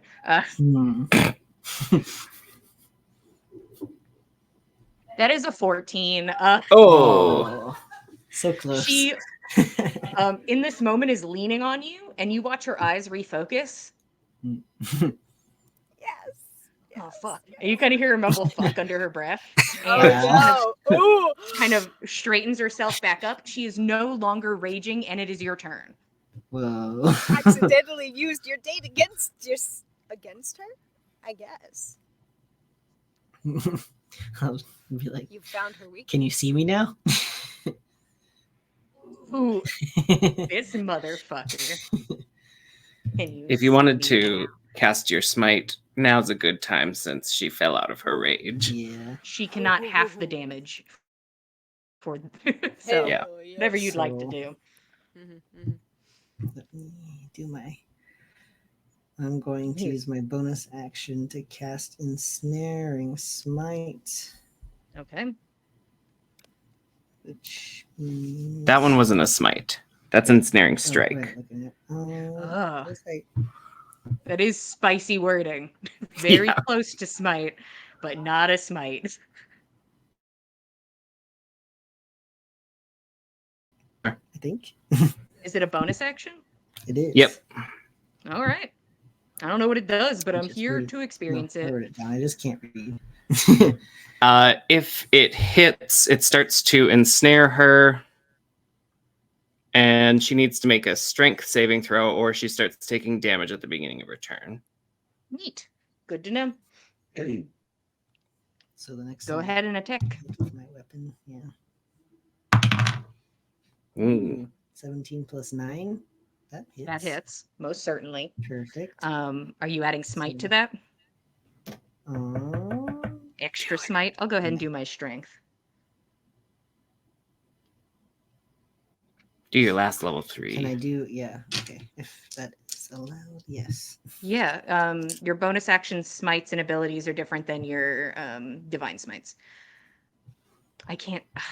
I picked up the dice and then wiggled it in my fingers and then looked at it. That's not how that works. All right.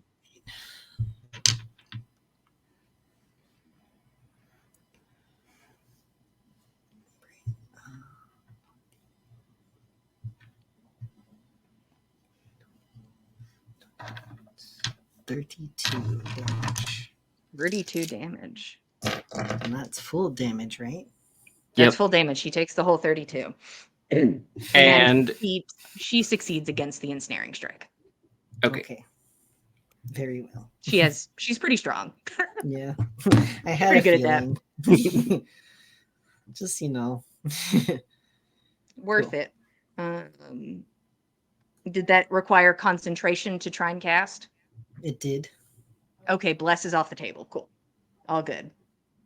Bless is off the table. Bless off the I table. believe I have another attack against her. Yep. You do. Oh, this is a spicy round for me.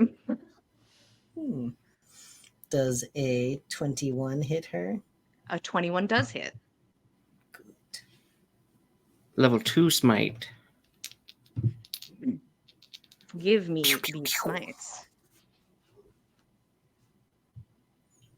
Unfortunately, I don't have level 2 smites, unless I guess I can do that in. Divine Oh, smite just is at divine any smite. level. Yeah. Oh, yeah. Use the spell slot for it. Okay. You already did your bonus action ability. Yep. Right. So it's 5d8.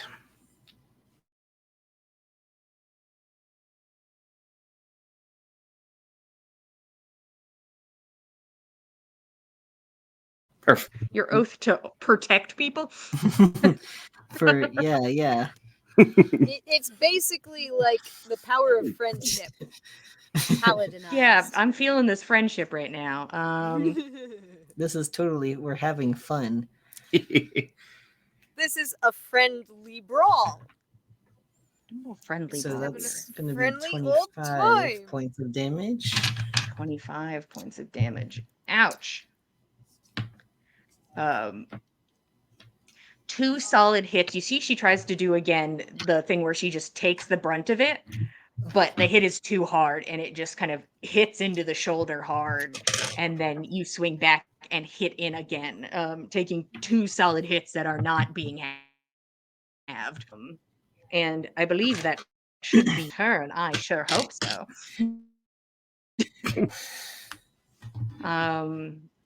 Okay, she is not on death's door, but she looks rough. She looks like she's taken hits. She looks not at peak. So she looks how I feel. Probably. You both probably feel not good, depending.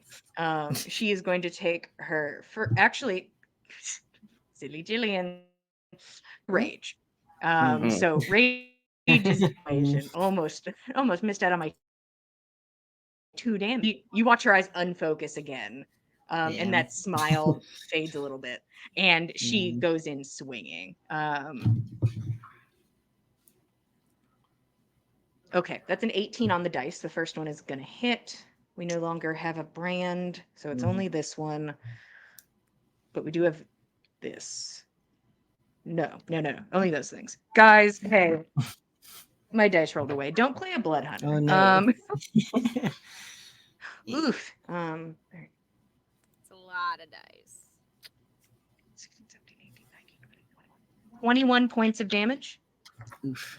Ow. As this one hits right into the side, and you're like, my ribs are probably not broken, but they very much could be on the first hit. Yeah. I'm gonna go in with the second hit. Ooh, buddy. Roll low.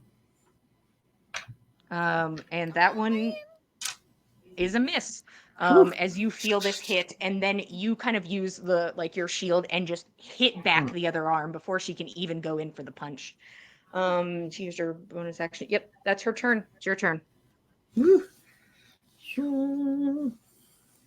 If you want.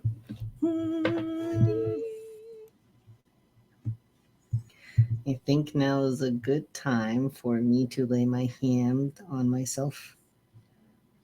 What a beautiful time. Are you going to use all of it? I am. All right, you lay on hands. What does that look like for Keld?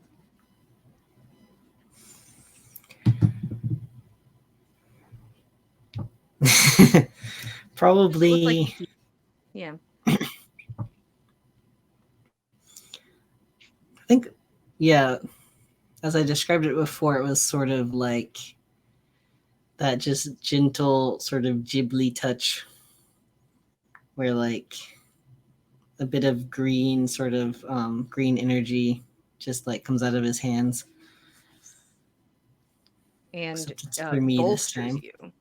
Yes. Yeah, bolsters you forward. Instead of causing damage, it tries to bolster you forward to cause damage. Right. How many hit points do you heal by? For fun. 65. Jesus Christ. Oh no. Just a casual 65. Oh You're no. using all of them. There you no. go, buddy. Huh. Here we go. Um, Wowee. Ooh. Ugh. Oh my. Hey, you have a bonus action you'd like to use? Maybe. Well, that puts a wrench in everything I'm doing, now doesn't it? Yes. So, now that I feel a lot better, I think it's a good time to use a Wrathful Smite. All right. You queue up a Wrathful Smite, which I feel like that energy that heals you and moves across your body, it almost stops, like the wind stops, Yeah. and almost hurricane-esque whisks back down your body and into your sword as you prepare for the next round to Yeah. do what you got to do. Hey, I'm gonna take my turn. Jesus Christ. Oh, ooh, everything just got a little hot in here. Okay. Sure did. The first attack is gonna hit. You watch the eyes widen a bit as your injuries begin to heal, and the onslaught continues of electricity and fists, hoping for the best in this equation.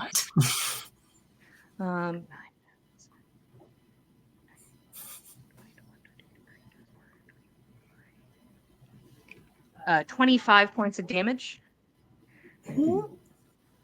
And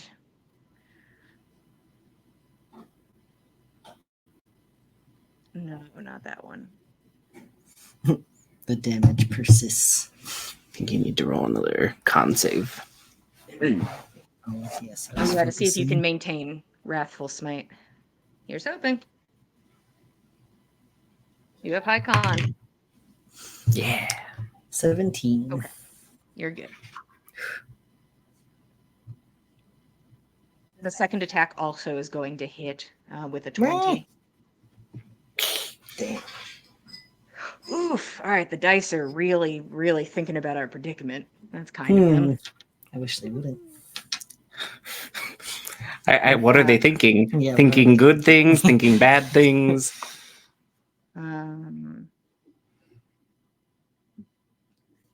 You take 20 points of damage as electricity just continues to rocket through your body, starting to take a toll. But you at least made it so you didn't fully pass out.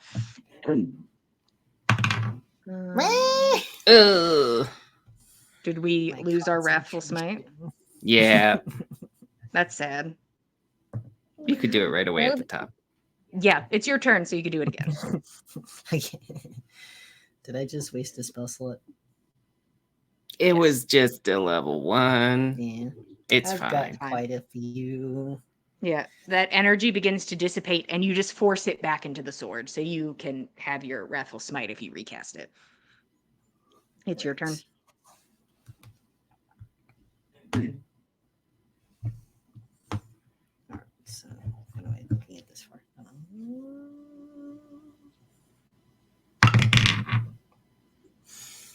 Alright, 21. 21 hits. And are you adding Divine Smite? Yes. Okay.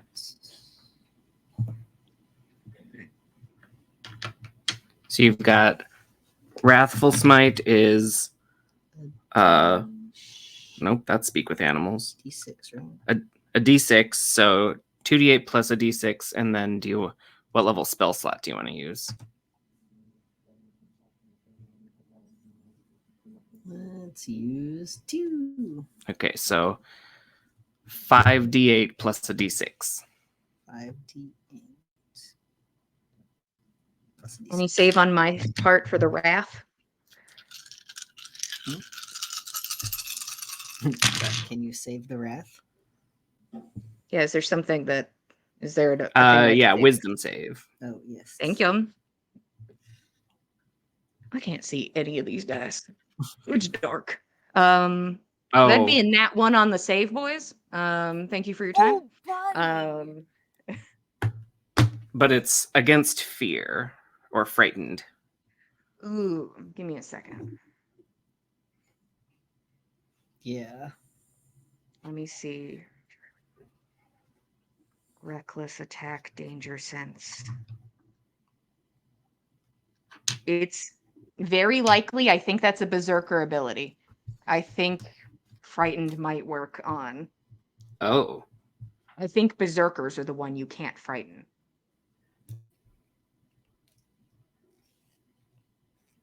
Yeah, I'm not seeing it anywhere. Yep, she's frightened. Oh no. I'm gonna make shit. that call. Oh yes. Oh, wow, Hmm. no. How much damage? And that is going to be 23. Oh, you gotta play this like she's doing a tactical retreat, man. You gotta save a rep. Mm. You gotta. She's your date. And you have I your feel like second this is attack. also my first time That's, actually using a Wrathful Smite, so I feel like Yeah. it's a little unsettling. Yeah. Is it shocking to see somebody look at you with fear? Somebody that you like? Yeah, Ooh. All right. not a big fan of that. Oh, buddy. And I can take my second normal attack. Yeah.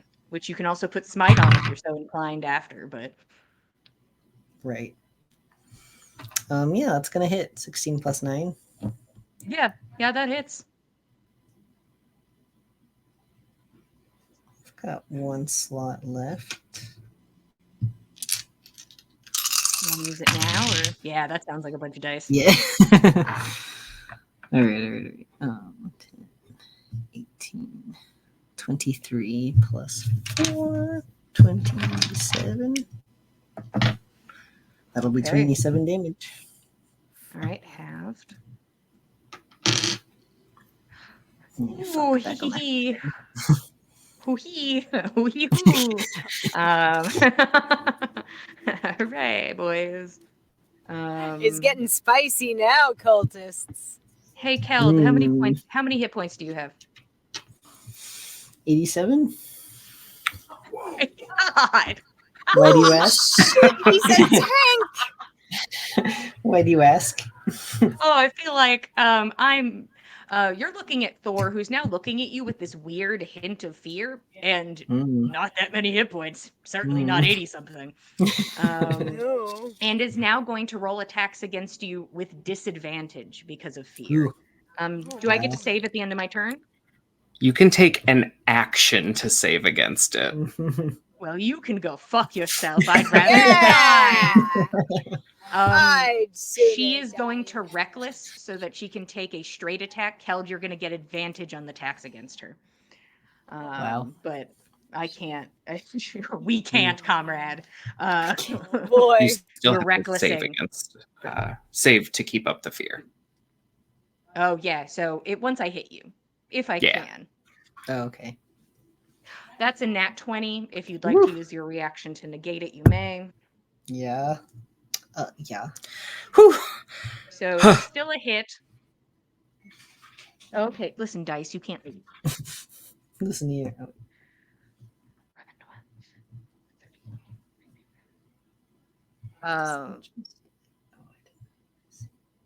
Take 18 points of damage, and then you need to roll Constitution saving throw to see if you maintain concentration. I've used 2 rages. Yeah. Oh, yeah. I am Okay. focused. You maintain this fear. She has reckless, so it's just a straight dice now. That's a 13 on the dice. It's going to hit.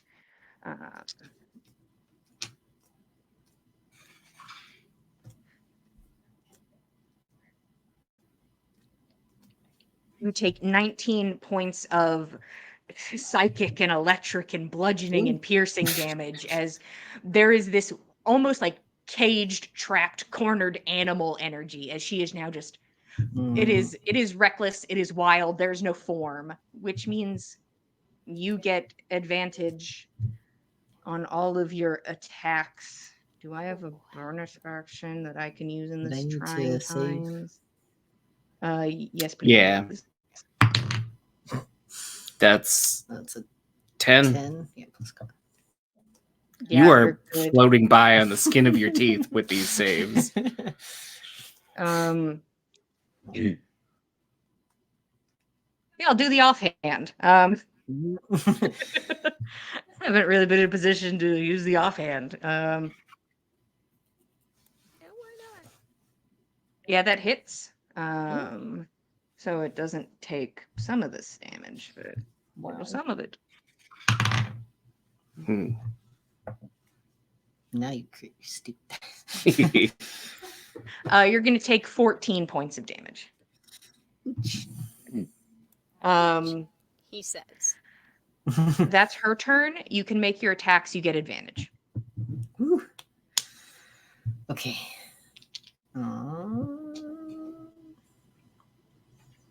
Got our little. I think we'll do our divine smiting with our first level spell, which means just Let's see if we hit first. 4. Yeah. Getting ahead of myself. You're like, I'm just ready to Um, throw hands. Yeah, 19 plus 9 is going to hit. Yes, very much so. So let's go here.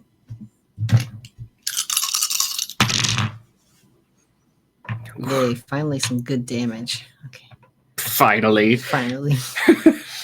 So that's going to be 31. Okay, half that. Okay.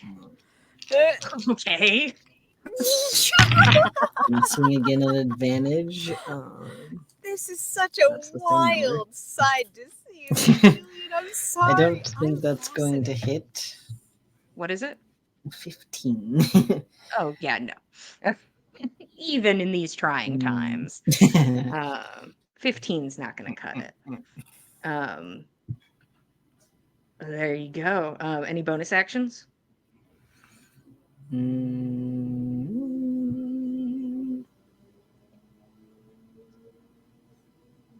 I mean, all I can do is gear up a thing for next round, so I guess I will. Or if you want to prepare. wait till your turn so she can't Yeah, knock it out of you. I did learn that. She'll knock it out of me. I learned a lesson today. She'll just knock it out of me. It is a hard hit, and you can, like, for a second you watch like the eyes flutter as she kind of propels herself forward and is now aiming for the jaw. She is trying to rock you and hoping that you fall unconscious now. It's like, these are pot shots. I hope this rattles your brain enough that you just pass out. Rattle your fucking brain. She's gonna reckless, so she rolls straight.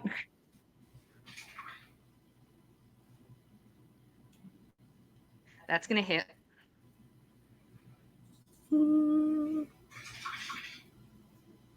I re-roll ones. That's a much bigger number than one. Damn. That'll be 24 damage. All As right. this one makes contact with your jaw, and you feel your brain be like, "Do we shut off? Should we shut off?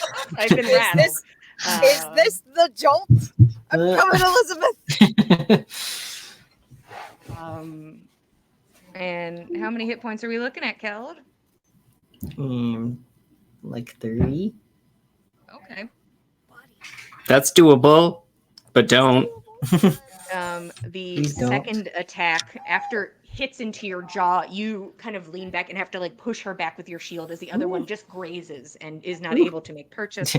We're gonna come in with the extra fist.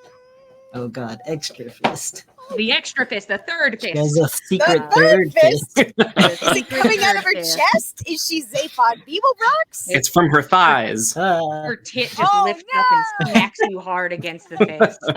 Jesus Christ. She has And 4 it fists. causes You're thunder done for. damage. Claps your head. The offhand is gonna hit. Does that count as death? Do I get that? Shit, with the offhand. Yeah, I guess so. What? What? What do you get? You take, and that's not good. You take 12 points of damage with the off. Wait, nope. I did the. You take 10 points of damage with the offhand. man. Oop. Jesus. That's her turn. You have Ooh. advantage. Oof. Do it. I am rattled, but I have advantage. Ugh. Ooh. Net 20. Oh! Oh, It's now, a good thing we're That's raging, time. but you know. Time. We at least get to hear the big number. I I want to hear will the number. use I my want the number big to connect. staggering smite. Oh. You have to use a You- divine smite. So you just get 5d8 Okay. on top. Staggering smite would have had to happen first. Oh, I see. Yeah. Then I'm using it But for you a can big certainly divine queue it up. smite.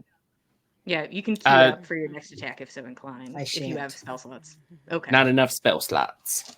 Oh, no. Not today. A total of 7. All I can do Mm. is the divine. And then double this. Okay. So we've got. I just picture Roshan like rubbing the shoulders in the back. You got her, Chip. You got her on the ropes. Yeah, you got this, D8. buddy. Put these Yeah. D8s in there. You got them. You fought worms tougher than her. 34 times 2, 68 Plus 4. plus 4, 72. What's half of 72? 36. Held, how do you do this? Ah! I rattled So her. funny. You rang her that's- bell. 36 is more than I had left. Oh.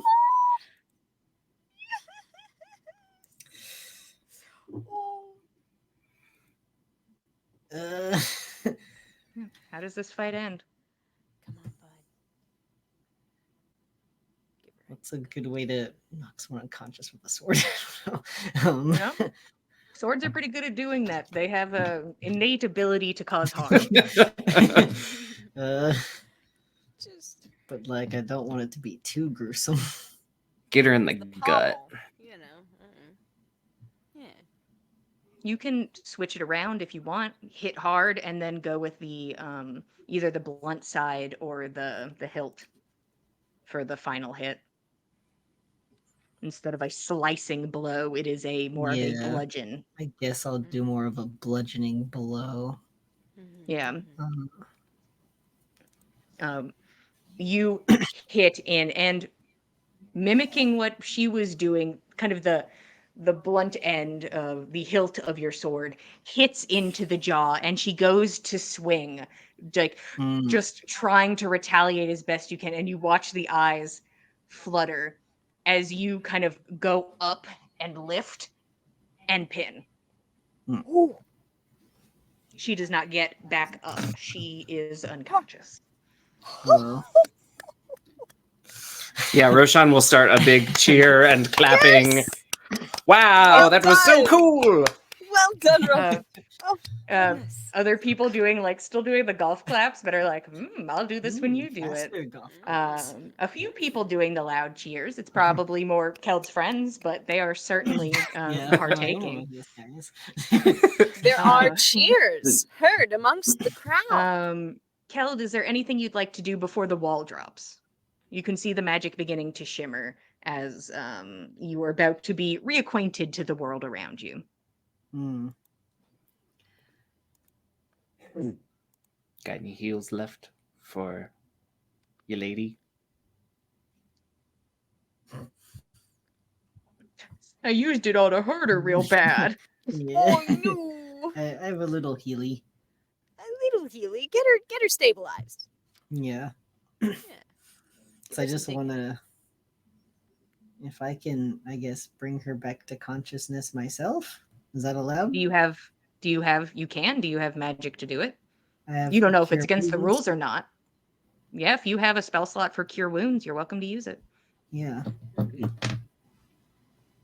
This guy's full of spell slots. Not anymore. But That was the last one. Ooh, Um, gonna need So that some would- of that crazy drugs. I can cure her for 7 points. You run over to her, and that wind sort of picks up from the ground, and the eyes begin to open. Oh.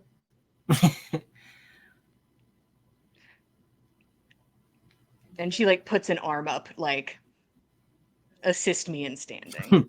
Yeah, I'm gonna pull her up.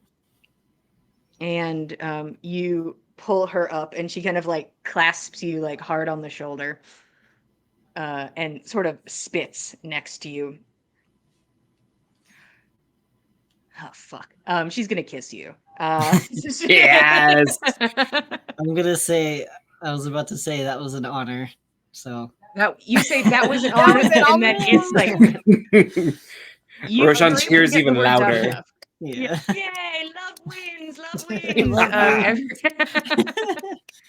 Love And Such Keld, you good can feel sportsmanship. a looming presence that kind Mm. of like draws your attention behind Thor as you see Gressa fully Mhm. walking into the ring. Oh god. And, she's gonna like- kick my ass. We're in the ring. I didn't hear no bell. Oh no! And is going to use her highest level spell slot that she has. Or at least one of them, and is going to cast heal, and Thor is going to heal 80 points. Immediately sort of pulled back together. You can see just injuries from the sword starting to knit themselves back together quickly. And she smiles at you. Yeah, we'll probably be fine if we're... I don't think I'm gonna die if I'm fighting next to you. I think that'll work out. I need a drink. Are there any of the, I guess, ash of the runes left on me? You can see some of them actively still there, though you can see them beginning to fade a bit because she did Okay. fall into unconsciousness. Yeah. You see them slowly starting to fizzle out. Hmm. Whatever magic holding them there, no longer strong enough to keep them in place. All right. I'll just acknowledge that to myself. Like, Hmm. And Thor and ladies are gonna go get drinks. Sounds like The murmurs from the crowd, the people talking and murmuring. Oh god.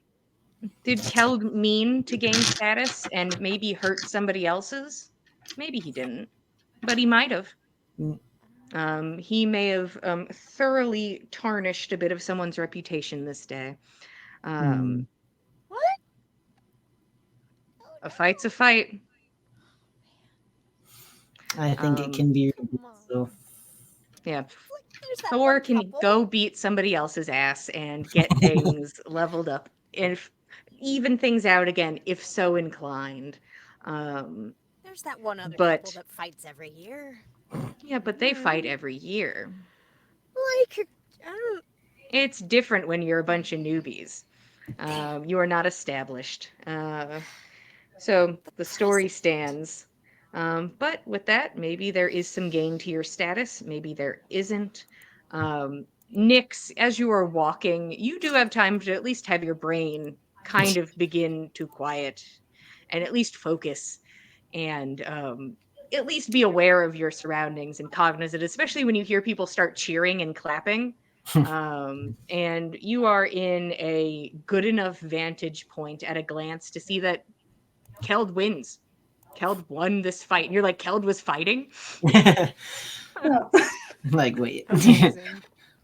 Wait, what? he looks fine. And I walk. and only a little as you're funny. walking, you feel that that presence next to you has stopped walking. Huh. Well, I'll stop. We're walking buddies. Oh. You We're also stop next stopping to him buddies. and you look up to him and you see that he's not looking at you. Hmm. He's looking off to the side.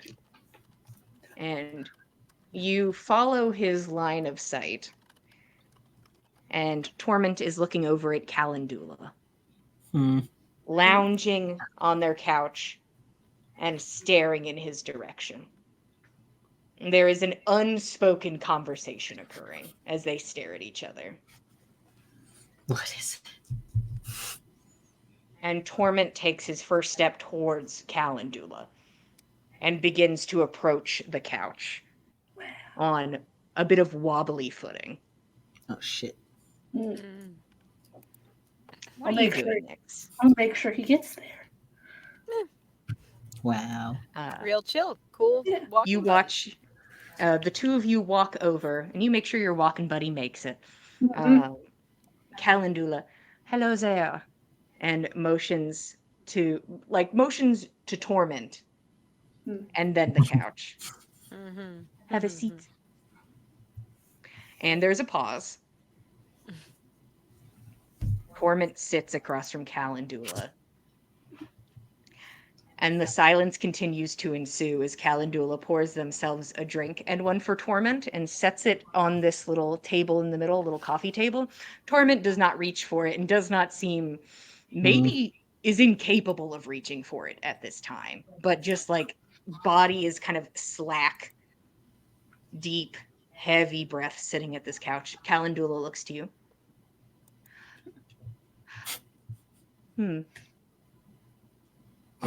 And kind of gives you like a little like, you can go. I'll be right there, like 5 feet away.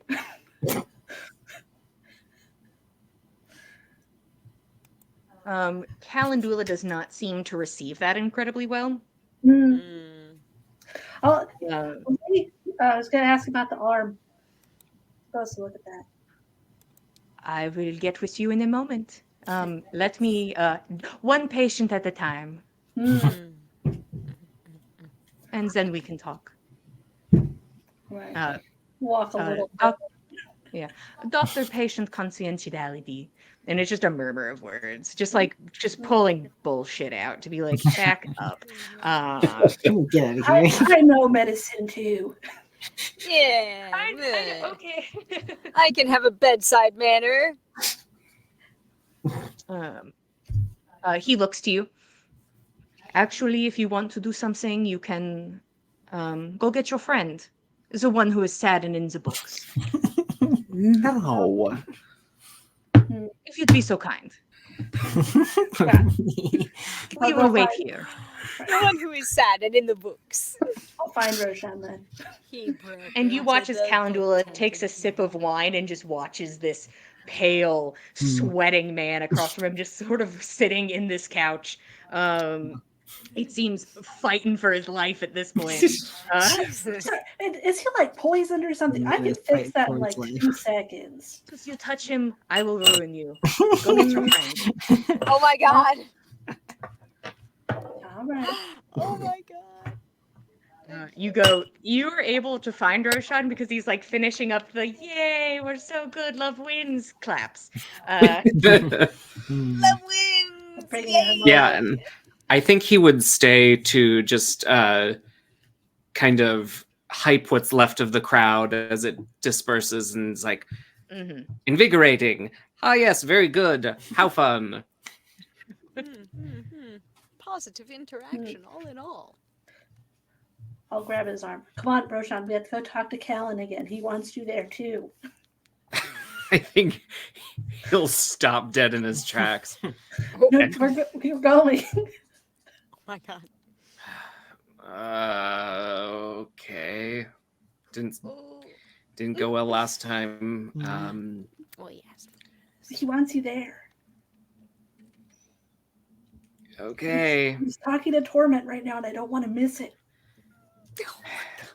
Don't make me miss this. We're missing it.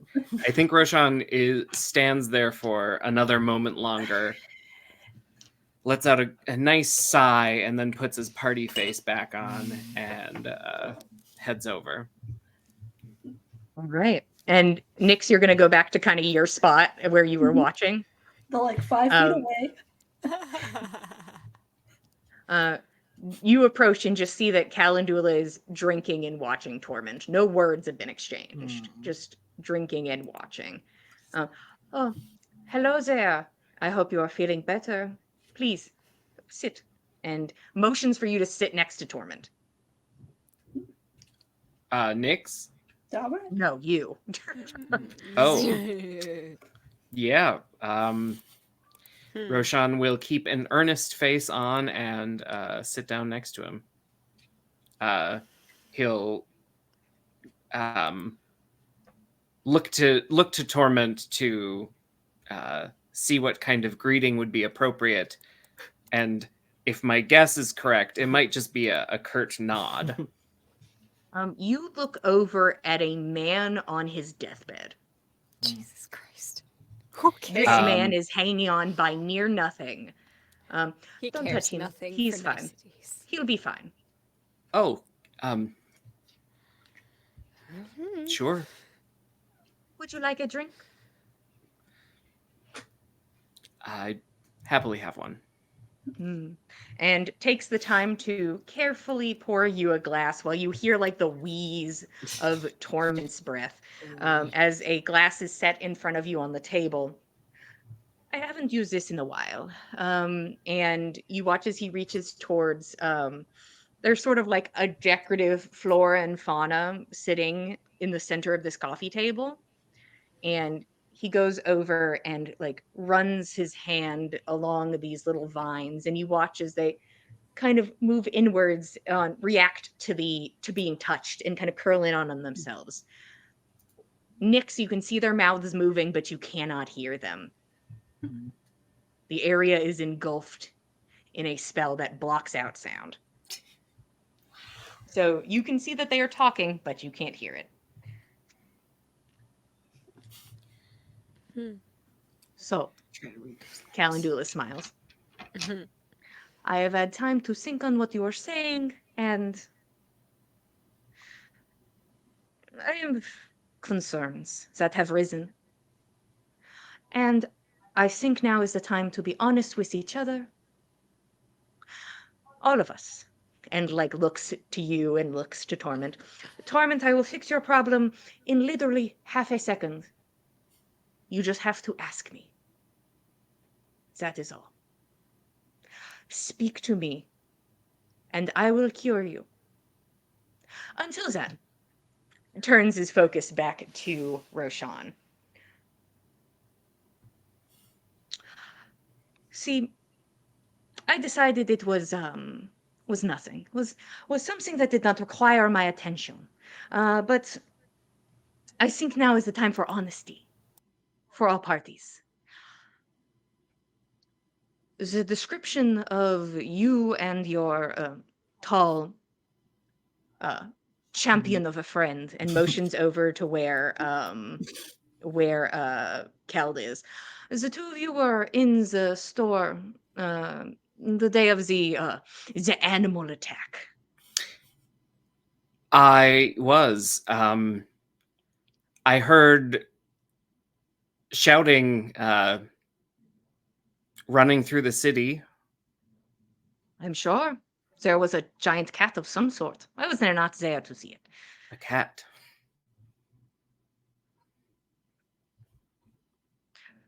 Moment, each time he lies to me or he stretches the truth, you will have to beg. So, you were in the store. You were buying something. You said you were sick. And then you left, and then your friend Keld was still in the place and was there when the attack happened. Yes. It sounded like he offered to help clean up. That's what I heard. Very polite. Picked up a broom. He's too good for this party. That is a shame. I do not beat around the bush. I do not ask metaphoricals. Is there a reason you stole from me? Is there a reason you burglarized my establishment?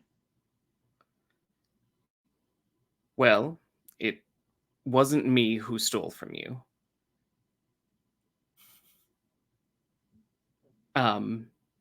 But I think Roshan sighs, finding. I mean, he can't see any way out of this, can he?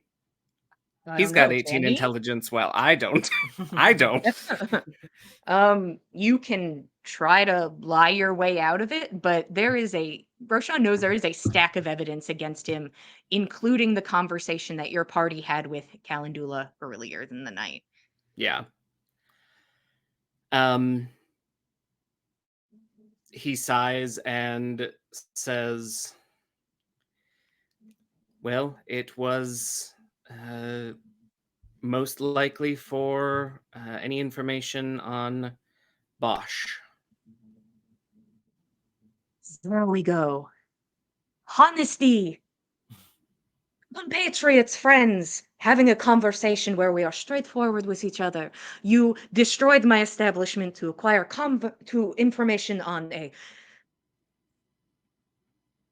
not so palatable human being. I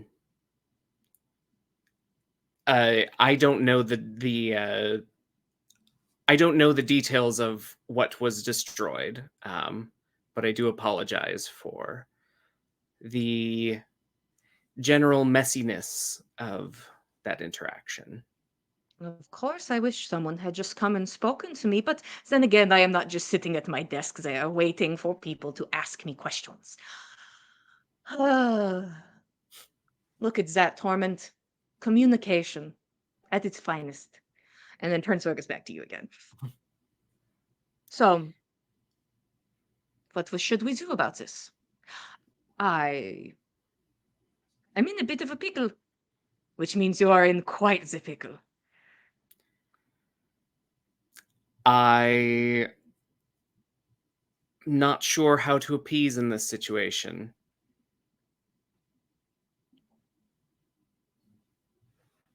I could turn you into authorities. That would be the classic way. You could, and you would be fully within your rights to do so.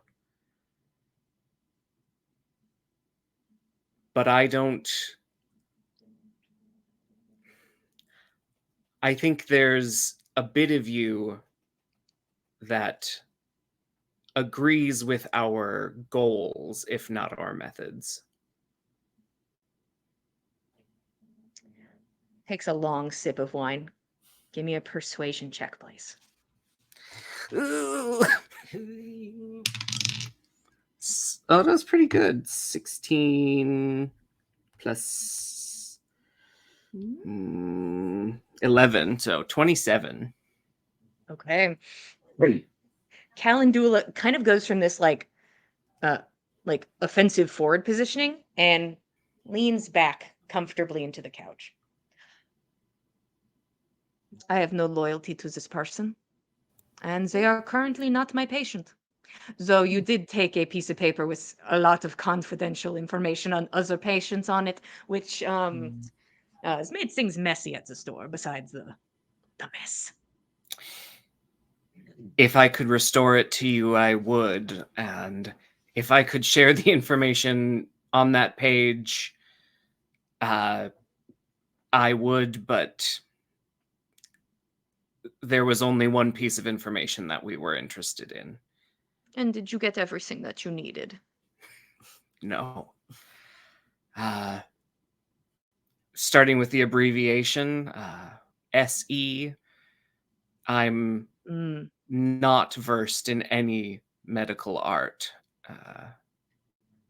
Even if you were, that would not probably register. Sure.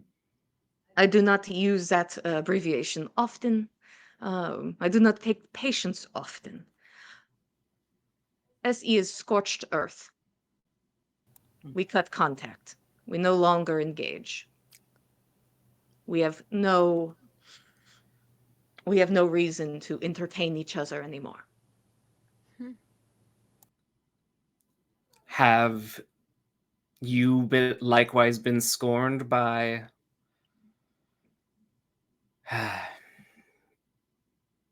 that man? You hear an inhale of breath next to you, and it's starting to sound damp. Jeez. You I see think Calendul is just saying focused on you. I think Roshan, like, the thought crosses his mind to ask Torment to help himself, Mm-hmm. but I think instead he shuts it off and maintains focus on Calendula because he thinks that that's what Callan would prefer. I'm not sure exactly how information I have would assist you at this time. Um, I was not scorned by this man. Um, he is someone who did not want help. Hmm. And he made that abundantly clear.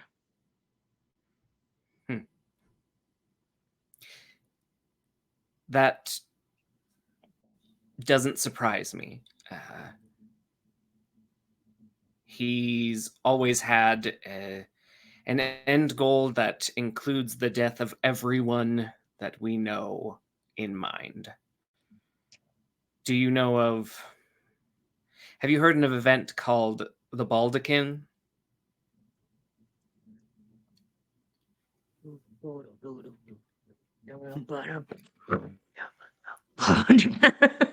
right. That was a leap I have. The Deaths of the World Tree. It seems Bosch intends to bring it about. We've been doing our best to, scry on him when it works. We know we've thwarted a couple attempts at gaining powerful magic. One from the Forest of Idun, and another that we may have only delayed from a magic shop.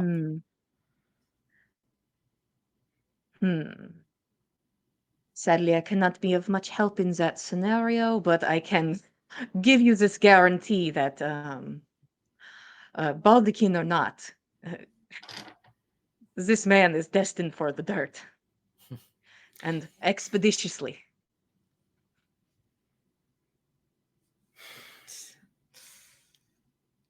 Any hints on how to make him hit the dirt without making that dirt more powerful than we can deal with? I suppose you must be quick about it then. I do not know the extent of his abilities. I do not know if what you tell me about him is true. I saw him as a patient, someone who was incredibly ill and is still incredibly ill. So, I can inform you that this man is not living to a ripe old age. Well, I hope it is not his death that is the catalyst for the Baldekin. But so I Then you're guess in a we'll have pickle. to... So many pickles for you and your friends. A shame. Truly. We find trouble wherever we go. I honestly wish I could be of more help to you, but I am a medicine man. I can heal. I can help in that way. But back to these pickles. I appreciate you being so courteous and honest with me at this time. You owe me quite the boon. Wouldn't you agree? Indeed. So here's what I'm going to do. I'm going to allow you to think on it. And maybe tonight you will come up with something that inspires me. And I think it is enough to settle your debt of destroying my shop. So you may dwell on this. And if you do not come back with something, I will think of something. Mm. But I appreciate your honesty. I find it best not to lie to people who can easily tell truth from lie. This place is full of them. But I try to be honest where I can. Youth. Sometimes you lie. You think you have to. You think you have to impress, deceive, inspire. You just have to work. You just have to keep working at it. And then turns their focus to Torment, expectantly.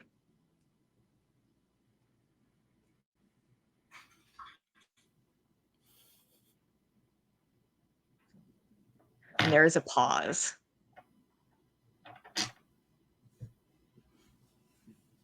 And there's a deep inhale, that rattle, that wet sound of inhaling into the lungs.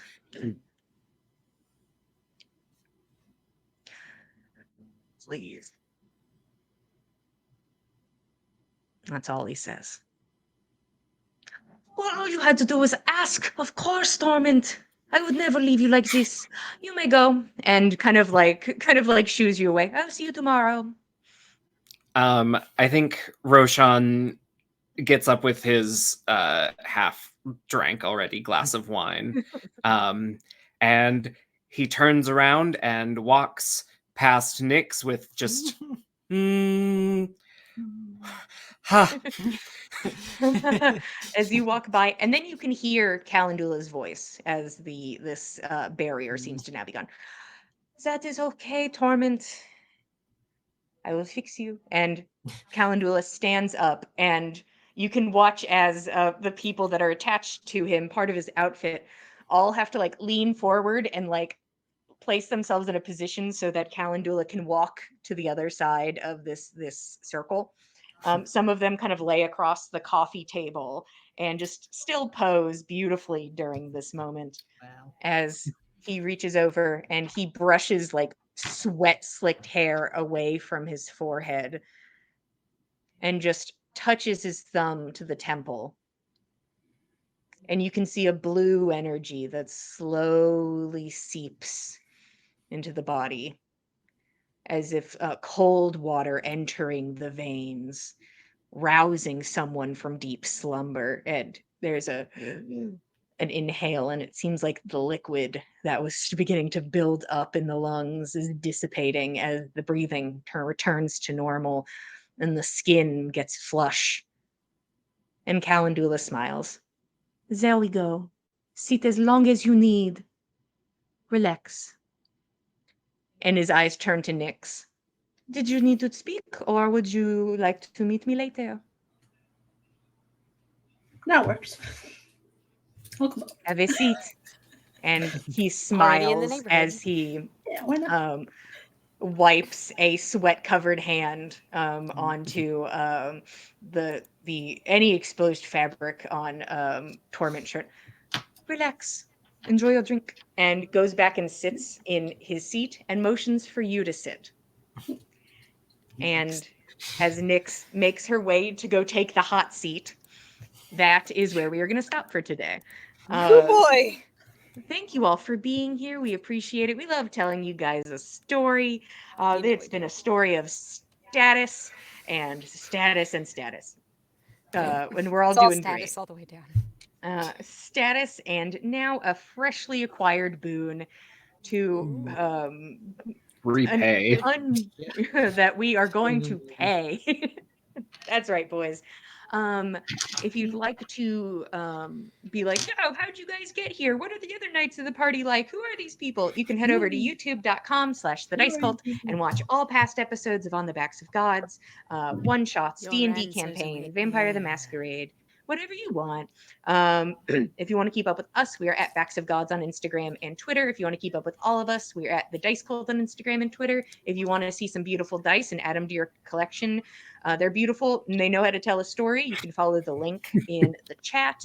And Thank you again for being here. We appreciate it. We love telling you guys a story. We'll be here same time, same place, Mondays at 8 p.m. Eastern Standard Time, and we'll see you guys next time. Good night, everybody. Good night. Thanks for joining us, cultists.